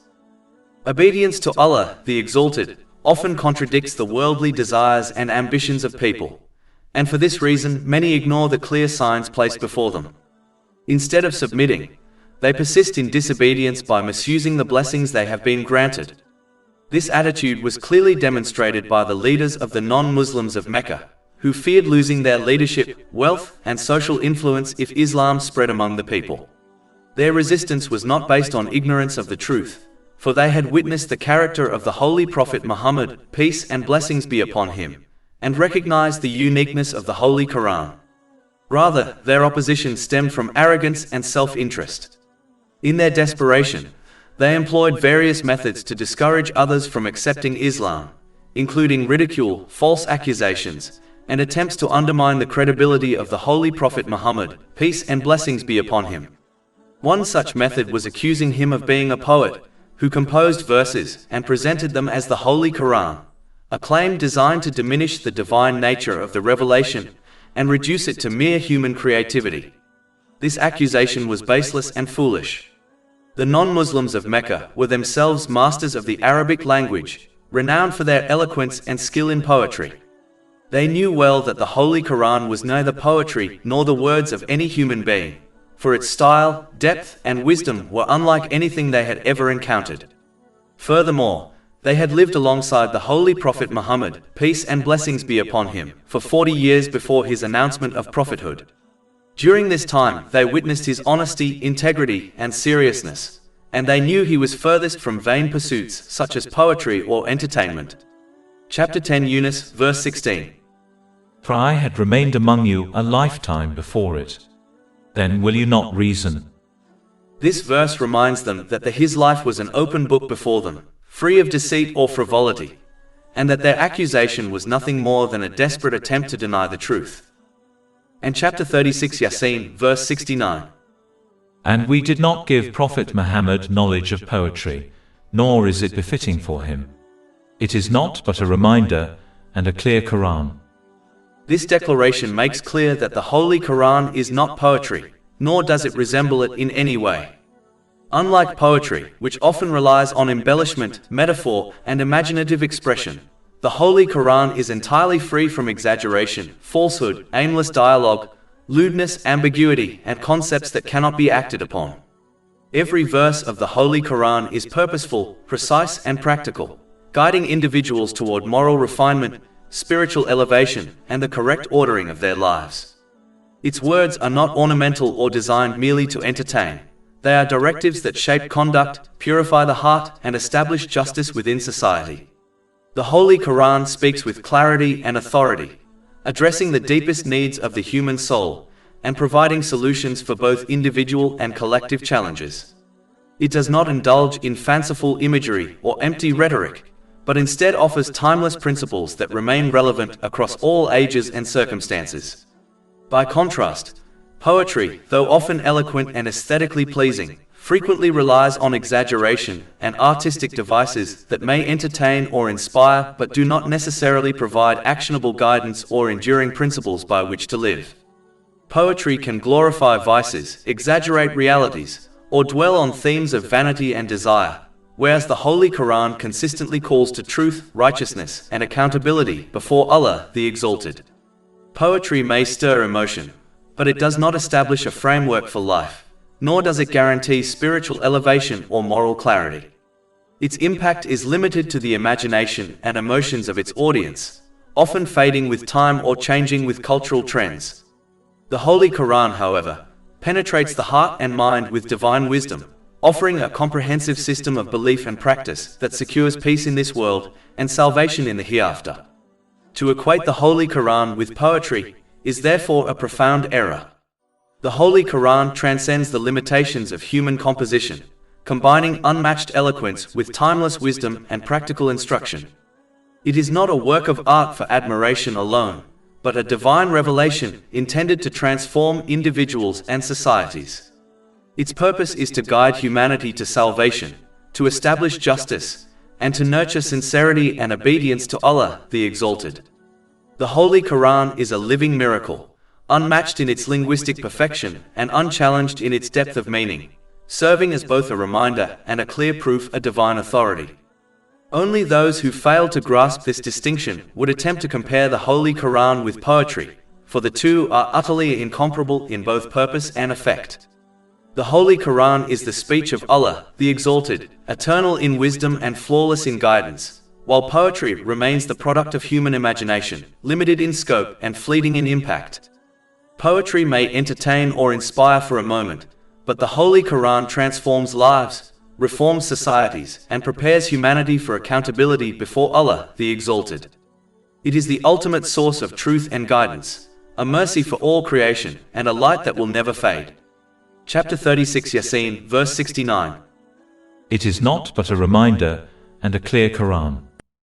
Furthermore, divine revelation has been referred to in this verse as a reminder, and indeed, the Holy Quran and the teachings of Islam serve as a reminder for all people, for they are designed in perfect harmony with human nature. Any code of conduct that contradicts the innate disposition of humanity will inevitably feel foreign and burdensome, producing mental and physical disruption when individuals attempt to follow it. By contrast, because Islamic teachings are divinely crafted to correspond with the very essence of humanity, they feel inherently familiar, nurturing balance in both the mental and physical states. This sense of harmony is not accidental but intentional, for Allah, the Exalted, has revealed guidance that restores people to their natural state, rather than imposing an artificial framework upon them. This sense of familiarity is especially pronounced among those who embrace Islam after following another religion or way of life.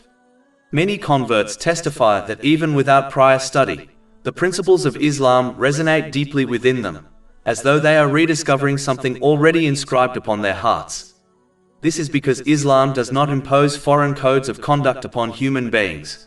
Rather, it restores them to the natural state upon which Allah, the Exalted, has created all people. It is a return to what is authentic and innate, a rediscovery of the truth that was always present but obscured by cultural, social, or religious distortions. Other systems, by contrast, often impose codes of conduct that are alien to human nature, leading to inner conflict, imbalance, and discontent. They may demand practices that suppress natural inclinations or promote ideals that contradict the human soul's deepest needs, resulting in confusion and unrest. Nevertheless, this reality may not be fully grasped until one approaches Islamic teachings with an open and impartial mindset.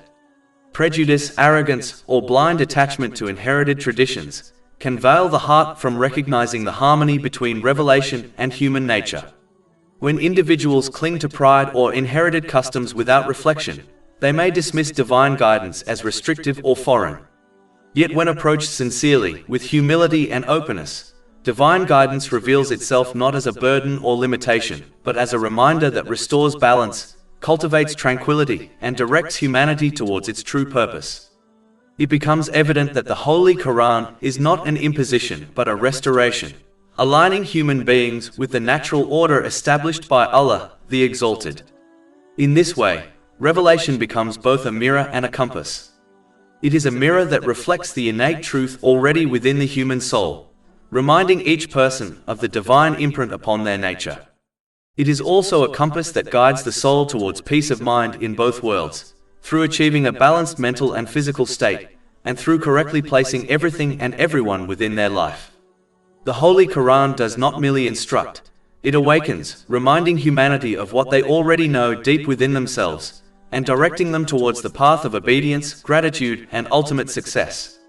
Those who embrace it sincerely find themselves restored to harmony, while those who reject it remain in imbalance, deprived of the peace that only divine guidance can provide. Chapter 36 Yaseen, verse 70. To warn whoever is alive, and justify the judgment against the disbelievers. Just as only a living person can respond to a warning, those whose spiritual hearts have died under the weight of worldly desires will not respond to the teachings of the Holy Quran, even if they verbally claim belief in it. Their disinterest in right guidance and their submission to desire blinds them from recognizing the truth, and they persist in disobeying Allah, the Exalted, by misusing the blessings they have been granted. In this world, such an attitude prevents them from achieving a balanced mental and physical state, and it causes them to misplace everything and everyone within their life.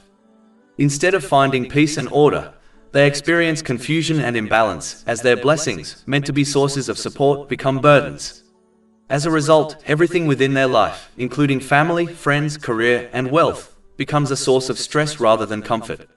Their misuse of blessings transforms what should have been a means of tranquility into instruments of anxiety. If they persist in disobeying Allah, the Exalted, they begin to misdirect blame, holding the wrong things and people responsible for their hardships. Spouses, children, or colleagues may be unfairly accused of being the cause of their stress, when in reality the root lies in their own disobedience and neglect of divine guidance. Cutting these good people out of their lives only intensifies their suffering, isolating them further and depriving them of the very support they need. This destructive cycle often leads to mental disorders, plunging individuals into depression, substance addiction, and even suicidal tendencies. The outcome is evident when one observes those who persist in misusing the blessings they have been granted, such as the rich and famous. Despite enjoying worldly luxuries, their lives are often marked by instability, despair, and inner emptiness. Outward wealth and fame cannot conceal the turmoil of a heart deprived of divine guidance. Their example serves as a visible warning that worldly success without obedience to Allah, the Exalted, is hollow and ultimately destructive.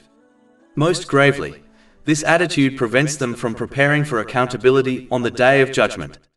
While they may enjoy temporary luxuries in this world, their neglect of divine guidance ensures that their punishment in the hereafter will be far worse. The blessings they misused will testify against them, and the peace they sought through worldly indulgence will be replaced with regret and loss. Chapter 36 Yaseen, verse 70. Justify the judgment against the disbelievers. Furthermore, this verse warns those who verbally claim faith in Allah, the Exalted, yet fail to support that claim with good actions, of the grave danger of losing their faith altogether. Faith is not sustained by words alone. It requires consistent obedience and righteous deeds to remain alive and strong.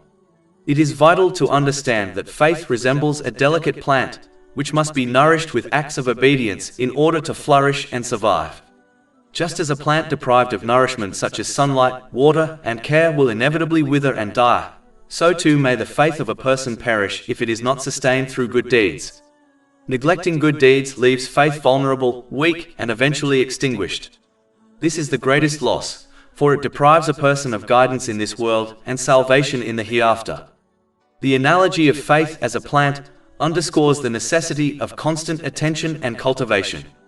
One must guard their faith against the poisons of sin and the distractions of worldly desire, while nourishing it with obedience, humility, and gratitude. Only then will faith grow strong, providing shade, fruit, and beauty in both worlds. But if neglected, it will wither, leaving the individual in darkness and despair. This reminder calls every person to vigilance, for the loss of faith is not sudden but gradual, like a plant slowly dying from lack of care. Those who heed this warning will strive to nurture their faith daily, ensuring it remains vibrant and enduring. Those who ignore it risk the most devastating deprivation, the extinguishing of the very light that was meant to guide them to eternal success. Allah, the Exalted, indicates another sign within creation that should inspire people to adopt gratitude to Him for the countless and continuous blessings He grants them. This sign is the creation of grazing livestock, which serve humanity in numerous ways. Chapter 36 Yaseen, verse 71. Do they not see that we have created for them, from what our hands have made, grazing livestock, and then they are their owners? This verse highlights the reality that mankind, despite its efforts in agriculture and animal husbandry, cannot claim ownership of the creative process itself. Human beings may cultivate crops or breed animals, but they cannot breathe life into a seed or embryo. The spark of life is beyond human reach and belongs solely to Allah, the Exalted. This truth should humble humanity, reminding them that their sustenance is not self-generated but divinely granted. The continuous supply of provision through livestock is a mercy that sustains societies across generations, and it is a sign that demands gratitude and recognition, a divine authority. Chapter 16 and Nal, verse 5. And the grazing livestock He has created for you. In them is warmth and numerous benefits, and from them you eat. This verse draws attention to the multifaceted benefits of livestock. They provide warmth through their hides and wool, sustenance through their meat, and countless other utilities. To this day, agriculture remains the backbone of human provision, and livestock are indispensable to it.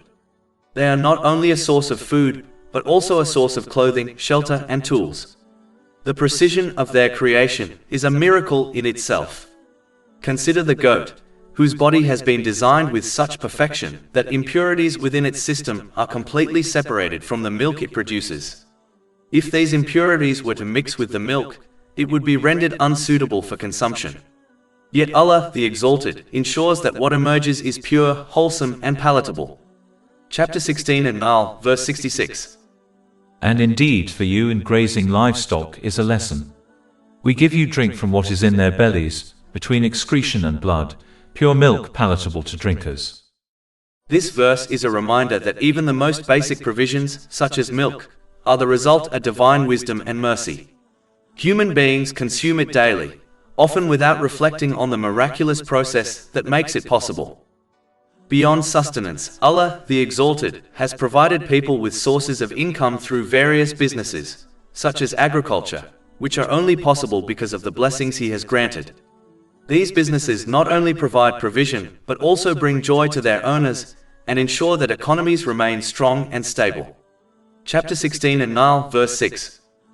And for you in them is the enjoyment of beauty when you bring them in for the evening, and when you send them out to pasture. In addition to food, clothing, and income, Allah, the Exalted, has provided animals for transportation. They enable people to travel easily to distant lands for tourism, trade, and exploration. Even in the modern age, with advanced vehicles and technology, there remain places that cannot be reached without animal transportation. In such regions, livestock remain indispensable, allowing people to access natural resources and sustain their livelihoods. This provision demonstrates the wisdom and mercy of Allah, the Exalted, who has ensured that creation serves humanity in countless ways, both practical and aesthetic. Chapter 36 Yaseen, verses 72 to 73. And we have tamed them for them, so some of them they ride, and some of them they eat. And for them therein are other benefits and drinks, so will they not be grateful? One who provides for another in even a limited way, such as offering them shelter or housing, is naturally deserving of gratitude. If this is true for human beings, then it is far more necessary that gratitude be shown to Allah, the Exalted, who has granted every blessing within the universe to people. True gratitude begins with the heart and intention, meaning that one acts solely to please Allah, the Exalted. Any deed performed for other motives, such as seeking praise, recognition, or worldly gain, will not be rewarded by him.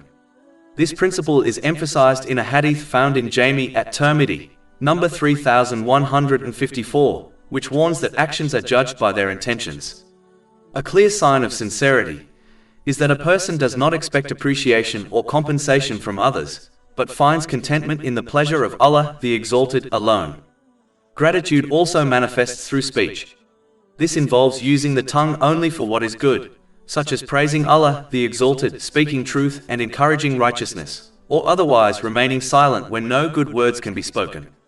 The tongue is a powerful blessing, and its misuse through lies, complaints, or harmful speech is a form of ingratitude.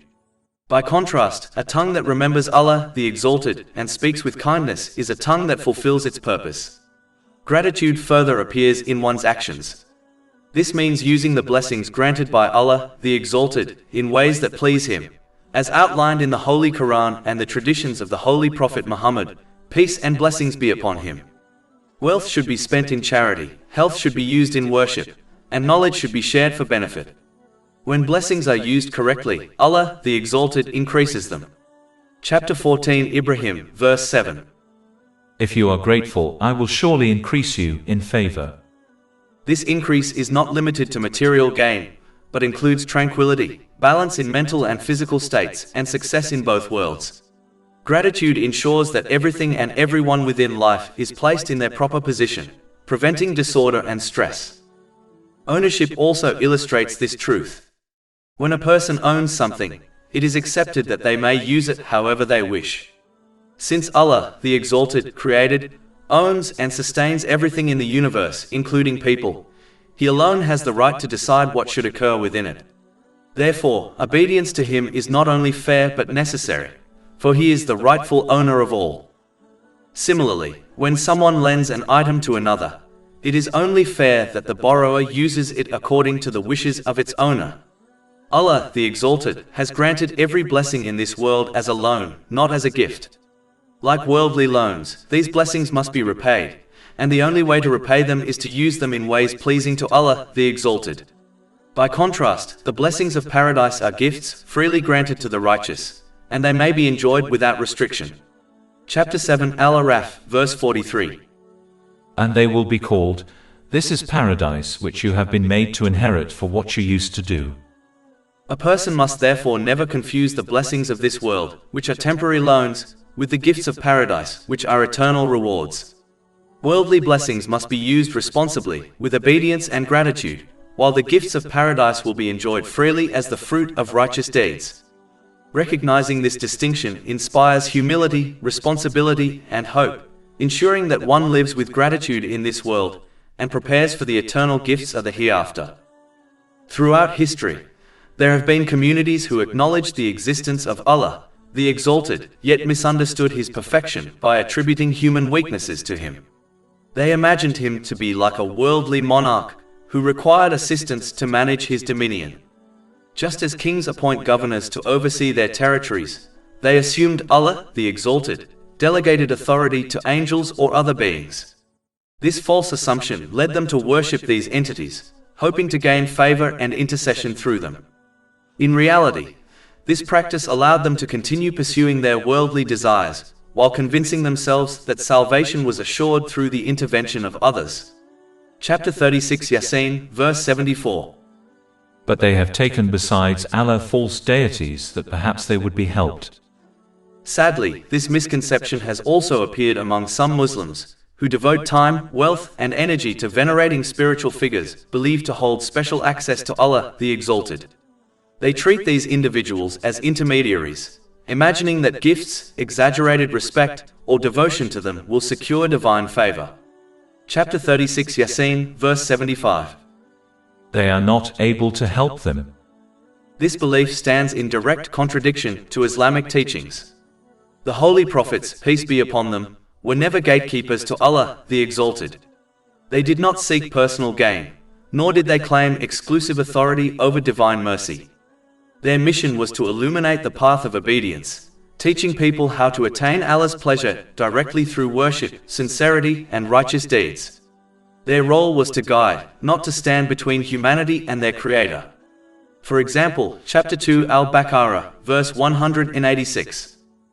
And when my servants ask you concerning me, indeed I am near. I respond to the invocation of the supplicant when he calls upon me. And chapter 40 Ghafir, verse 60. And your Lord says, call upon me, I will respond to you.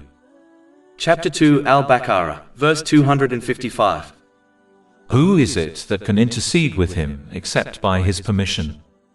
Intercession will indeed occur on the Day of Judgment, but it must never be trivialized or treated as a substitute for obedience. To rely on it carelessly risks being deprived of this mercy altogether.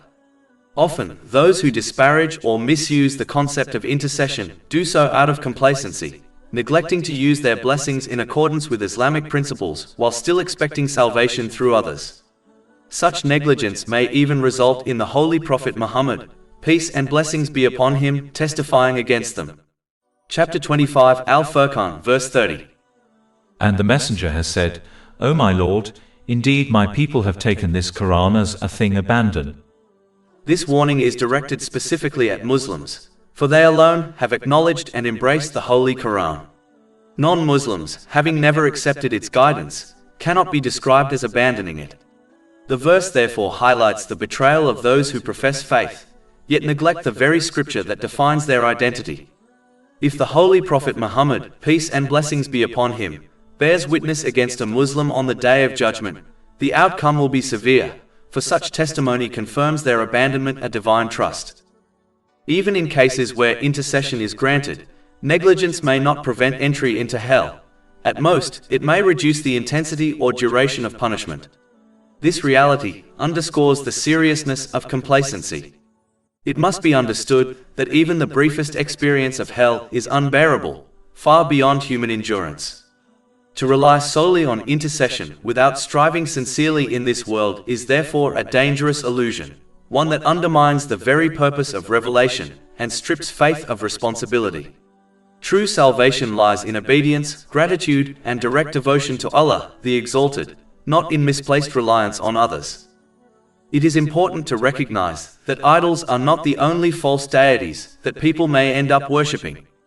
In truth, anything that is obeyed in defiance of Allah, the Exalted, whether social media, fashion, cultural trends, or even other individuals, becomes a form of worship. When a person turns away from obedience to Allah, the Exalted, they inevitably fall under the control of these influences, allowing them to dictate their priorities and behavior. Their lives become shaped by the demands of worldly masters rather than divine guidance. Attempting to serve multiple influences at once only produces stress and imbalance, for it is impossible to satisfy them all. Their demands are inconsistent, ever-changing, and often contradictory. Just as an employee with several supervisors struggles to meet everyone's expectations, those who abandon servitude to Allah, the Exalted, become burdened by numerous masters. This constant conflict robs them of peace of mind and leaves them vulnerable to instability. Over time, this imbalance can lead to sadness, isolation, depression, and even destructive tendencies, as their efforts to please worldly powers fail to bring the fulfillment they desire. Chapter 36 Yaseen, verse 75. They are not able to help them, and they themselves are for them soldiers in attendance. This verse highlights the futility of relying on anything besides Allah, the Exalted. Those who are obeyed in disobedience cannot provide real help, nor will they stand by their followers when accountability arrives. This truth is evident when one observes those who have adopted this mindset, such as celebrities, who outwardly appear successful, yet inwardly suffer from instability, despair, and emptiness. Their wealth and fame cannot shield them from the consequences of misplaced worship. Ultimately, yielding to other entities in disobedience to Allah, the Exalted, will never provide benefit in the hereafter. These influences will not assist their followers in their time of need, nor will they share in their burden. Only obedience to Allah, the Exalted, secures peace in this world and salvation in the next. Those who recognize this truth free themselves from the tyranny of worldly masters and find tranquility in serving the one who alone deserves worship. As mentioned earlier, the leaders of the non-Muslims of Mecca devised numerous tactics to prevent people from embracing Islam, motivated by their fear of losing authority and social standing. In the face of this opposition, Allah, the Exalted, repeatedly reassured the Holy Prophet Muhammad, peace and blessings be upon him, instructing him not to be troubled by their schemes or words. Instead, he was commanded to remain steadfast in his mission, to explain the teachings of Islam clearly, to embody them as the perfect example for others to follow, and to leave the matter of accountability to Allah, the Exalted. Since Allah, the Exalted, is fully aware of what people conceal and what they reveal, He promised to protect His Prophet, peace and blessings be upon him, and ensure the successful completion of his mission. Chapter 36 Yaseen, verse 76. So let not their speech grieve you. Indeed, we know what they conceal and what they declare. In life, when someone chooses a path that differs from those around them, it often exposes the weaknesses in the choices of others, particularly when those choices are rooted in personal desire rather than obedience to Allah, the Exalted. This can provoke criticism and hostility, sometimes even from close family members, directed at those who remain firm in their faith. Such reactions mirror the resistance faced by the Holy Prophet Muhammad, peace and blessings be upon him, and highlight the timeless struggle between truth and desire. Modern influences intensify this challenge.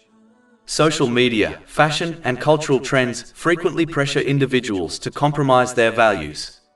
Islam's emphasis on moderation and accountability is often portrayed as an obstacle to ambitions of wealth, fame, or social status. Industries that thrive on indulgence and excess naturally resist Islamic principles, fueling anti-Islamic sentiments across platforms and discouraging Muslims from practicing their faith openly. Those who strive to live by Islamic teachings, moderating their desires and responsibly enjoying the blessings they have been granted, are often met with hostility from those who indulge without restraint. Islam describes such unrestrained indulgence as animalistic, for it reduces human beings to creatures driven solely by impulse. Critics frequently target specific aspects of Islam, such as the dress code for women, in an attempt to undermine its appeal. Yet their arguments are shallow and inconsistent. For example, they rarely question the strict dress codes imposed in professions such as law enforcement, the military, healthcare, or business. Their selective criticism reveals that their true objection lies not in clothing, but in Islam's emphasis on self-discipline and moral boundaries. Ultimately, it is the principles of Islam and the disciplined conduct of its followers that provoke these attacks, leading detractors to criticize the faith in any way possible. Chapter 36 Yaseen, verse 76. So let not their speech grieve you. In every circumstance, a person must remain unwavering in their obedience to Allah, the Exalted. Such dedication brings serenity and shields them from harmful influences, even if this protection is not immediately visible. Loyalty to Allah ensures that blessings are used correctly, fostering harmony in both mental and physical states. This balance allows a person to organize their life effectively, prepare for accountability on the Day of Judgment, and experience tranquility in both worlds. Guided by faith, they will navigate ease and hardship with peace of mind, ultimately receiving boundless rewards. Chapter 36 Yaseen, verse 76. Indeed, we know what they conceal and what they declare. By contrast, those who ignore the commands of Allah, the Exalted, in pursuit of human approval will lose inner peace. Their misuse of blessings will lead to disorder, misplacing priorities and relationships, and leaving them unprepared for accountability. This results in stress, hardship, and failure in both this life and the next, regardless of material comforts. To remain resilient, a person must cultivate strong faith. Firm belief is essential for staying devoted to Allah, the Exalted, in all circumstances. Such faith is nurtured through understanding and applying the clear signs and teachings of the Holy Quran and the traditions of the Holy Prophet Muhammad, peace and blessings be upon him. These teachings demonstrate that obedience to Allah, the Exalted, brings tranquility in both worlds. By contrast, ignorance of Islamic principles produces fragile faith, easily shaken when desires conflict with divine guidance. Without knowledge, a person fails to grasp that surrendering personal desires to Allah's commands is the path to true peace. Therefore, it is vital to strengthen faith through the pursuit of Islamic knowledge and its practical application. This ensures obedience to Allah, the Exalted, at all times and enables a person to use their blessings in accordance with His guidance. In doing so, they achieve balance in mind and body, correctly prioritize all aspects of life, and prepare for eternal success. Obeying Allah, the Exalted, often stands in direct contradiction to the worldly desires and ambitions of people. As a result, many arrogantly reject, ignore, and oppose Islam, forgetting that the very one they oppose is their creator and sustainer, who continuously provides for them. Chapter 36 Yaseen, verses 77 to 78. Does man not consider that we created him from a mere sperm drop? Then at once he is a clear adversary. And he presents for us an example and forgets his own creation. He says, "Who will give life to bones while they are disintegrated?" These verses expose a common tendency among those who wish to dismiss truths that conflict with their desires. They exaggerate the matter to the point of absurdity, making it appear unreasonable or impossible, and then use this distortion as justification for rejection. This is a deliberate tactic to avoid responsibility and maintain indulgence in worldly pursuits. For example, when someone is advised to treat relatives with respect and kindness, they may excuse their misconduct by claiming such counsel demands perfection, like becoming angelic, never showing even the slightest flaw. Since human perfection is unattainable, they dismiss the advice as unrealistic, even though it was practical and achievable. In this way, they justify their poor behavior and avoid making necessary changes. Such reasoning is not only dishonest but also destructive, as it prevents individuals from assuming responsibility for their actions and leads them further into misguidance. Neglecting accountability stunts the growth of character and fosters misuse of the blessings granted by Allah, the Exalted. This negligence results in both mental and physical disorder, causing individuals to misplace priorities and relationships in their lives. They become unprepared for accountability on the Day of Judgment, and no amount of material wealth can shield them from the consequences of their neglect. Their failure to take responsibility inevitably leads to stress, hardship, and adversity in both this life and the next. Moreover, evading accountability prevents individuals from fulfilling the rights of others.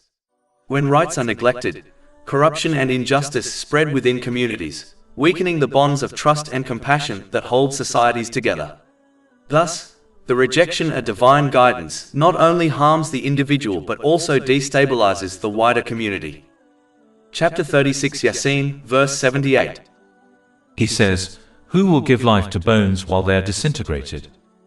The statement denying resurrection is indeed foolish, for the one who created humanity from nothing the first time is more than capable of bringing them back to life after they have turned into dust and bones. Chapter 36 Yaseen, verse 79. Say, "He will give them life who produced them the first time." His infinite knowledge encompasses all things, and His power ensures that He can resurrect people exactly as they were on earth. Chapter 36 Yaseen, verse 79. And He is of all creation knowing. To deny resurrection is irrational, for examples of revival and renewal are witnessed constantly in creation. Rain revives barren land, causing dead seeds to burst forth alive, providing sustenance for all living beings. In the same way, Allah the Exalted will bring forth the human being buried in the earth, just as He brings forth the seed to life. The cycle of seasons also demonstrates resurrection.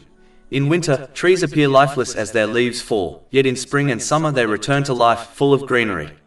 Resurrection is even evident within the human body. Cells continuously die and are replaced, such as skin cells. The sleep-wake cycle is another sign, for sleep is described as the sister of death. During sleep, the senses are cut off, yet Allah, the Exalted, returns the soul to the sleeper if they are destined to live on, granting them life once again. Chapter 39 Az-Zumar, verse 42. Allah takes the souls at the time of their death, and those that do not die He takes during their sleep. Then He keeps those for which He has decreed death, and releases the others for a specified term. Indeed, in that are signs for a people who give thought.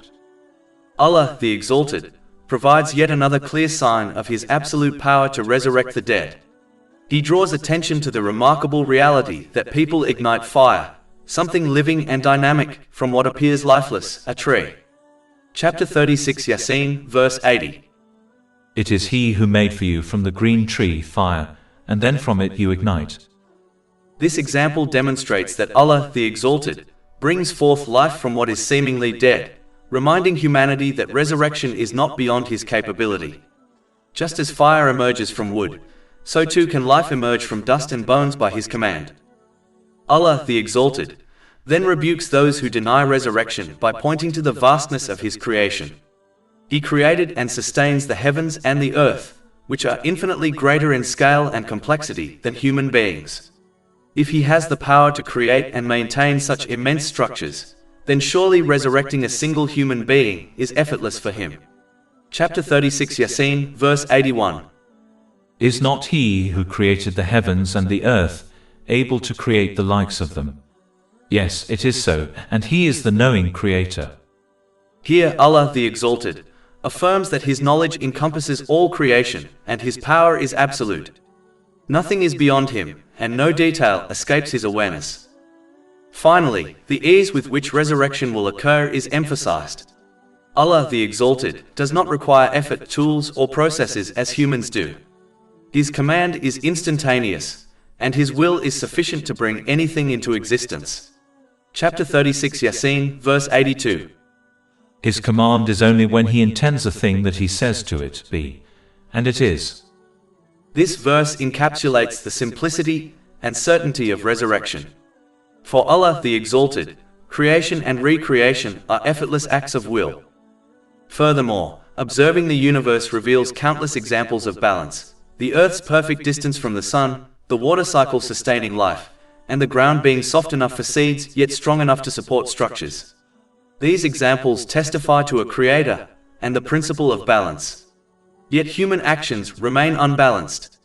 Oppressors often escape punishment, while the oppressed endure hardship without receiving their due reward. Many who sincerely obey Allah, the Exalted, face difficulties, while those who disobey enjoy worldly luxuries. Just as balance is evident in creation, balance must also be established in human accountability. Since this balance does not occur fully in this world, it must occur in another, the Day of Judgment. Allah, the Exalted, could reward and punish fully in this world, but His wisdom dictates otherwise. He grants opportunities for repentance, allowing people to correct their behavior. He does not fully reward the obedient here, for this world is not paradise. Faith requires belief in the unseen reward of the hereafter, and this belief is what makes faith distinct. If reward were fully visible in this world, faith would lose its meaning. Fear of punishment and hope for reward in the hereafter encourage people to abstain from sin and perform righteous deeds. For the day of recompense to begin, the material world must end, for reward and punishment can only be given once all actions have concluded.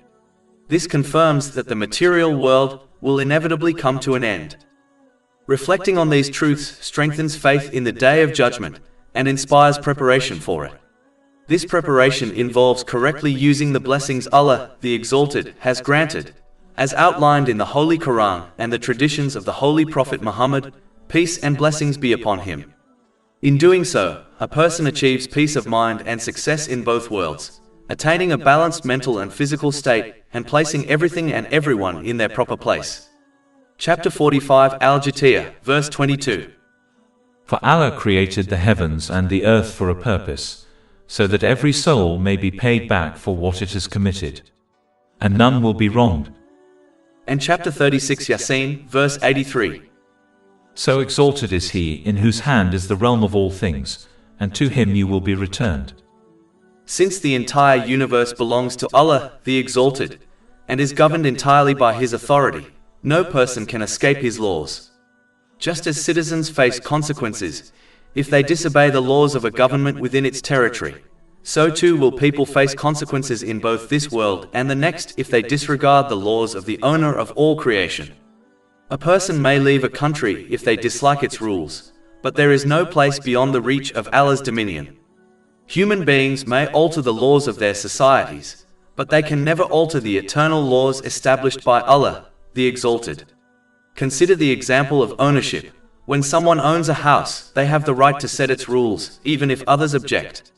In the same way, since the universe belongs to Allah, the Exalted, He alone determines its laws, whether people approve of them or not. Compliance with His commands is therefore not only obligatory, but also essential for one's own well-being. Those who recognize this truth will strive to obey Allah, the Exalted, by using the blessings they have been granted in ways that please Him, as outlined in the Holy Quran and the traditions of the Holy Prophet Muhammad, peace and blessings be upon him. Such obedience brings harmony, peace of mind, and balance in both mental and physical states. A person may choose to reflect upon the wisdom behind divine commands and prohibitions, recognizing how they benefit both the individual and society, leading to tranquility in both worlds. Alternatively, they may choose to worship their desires, rejecting the teachings of Islam. Yet those who fail to comply with the laws of Allah, the Exalted, must prepare themselves for the consequences of their choice. No objections, protests, or complaints will save them from accountability. Their rejection of divine guidance will bring disorder in this life and punishment in the hereafter, while those who obey will find peace, balance, and eternal success. Therefore, a person must accept and live by the teachings of Islam for their own benefit, even when those teachings conflict with personal desires. This is similar to the conduct of a wise patient who follows the advice of a doctor, knowing it is for their well-being, even if the prescription involves bitter medicine or a strict diet. Just as the patient achieves good health by complying, so too does the person who embraces Islamic guidance attain balance and stability in both mind and body. Only Allah, the Exalted, possesses the perfect knowledge required to ensure that a person achieves harmony and correctly places everything and everyone within their life. Human knowledge, despite extensive research, remains limited. Society cannot solve every problem an individual faces, nor can it prevent all forms of stress or guarantee proper order in life. Human advice is restricted by biases, limited foresight, and incomplete understanding. Allah, the Exalted, alone holds complete knowledge, and He has conveyed it to mankind through the Holy Quran and the traditions of the Holy Prophet Muhammad, peace and blessings be upon him. This truth is evident when comparing those who use their blessings according to Islamic teachings with those who do not. Patients often trust their doctors without understanding the science behind their prescriptions, yet Allah, the Exalted, does not demand blind trust. Instead, He invites people to reflect upon His teachings, to recognize their truthfulness through clear proofs, and to appreciate their positive effects on life. This requires approaching Islam with sincerity and an open mind, free from prejudice. Chapter 12 Yusuf, verse 108. Say, this is my way, I invite to Allah with insight, I and those who follow me. Furthermore, Allah, the Exalted, alone controls the spiritual hearts of people, the true source of peace of mind. He alone determines who attains tranquility, and who does not. Chapter 53 and Name, verse 43. And that it is He who makes one laugh and weep. It is clear, therefore, that peace of mind is granted only to those who use the blessings bestowed upon them in the correct manner, as outlined in Islamic teachings. Those who align their lives with divine guidance will therefore find serenity and balance in both worlds. Chapter 16 and Nahl, verse 97. Whoever does righteousness, whether male or female, while he is a believer, we will surely cause him to live a good life, and we will surely give them their reward in the hereafter according to the best of what they used to do. All praise is due to Allah, Lord of the worlds, and may peace and blessings be upon His final messenger, Muhammad, his noble family and companions.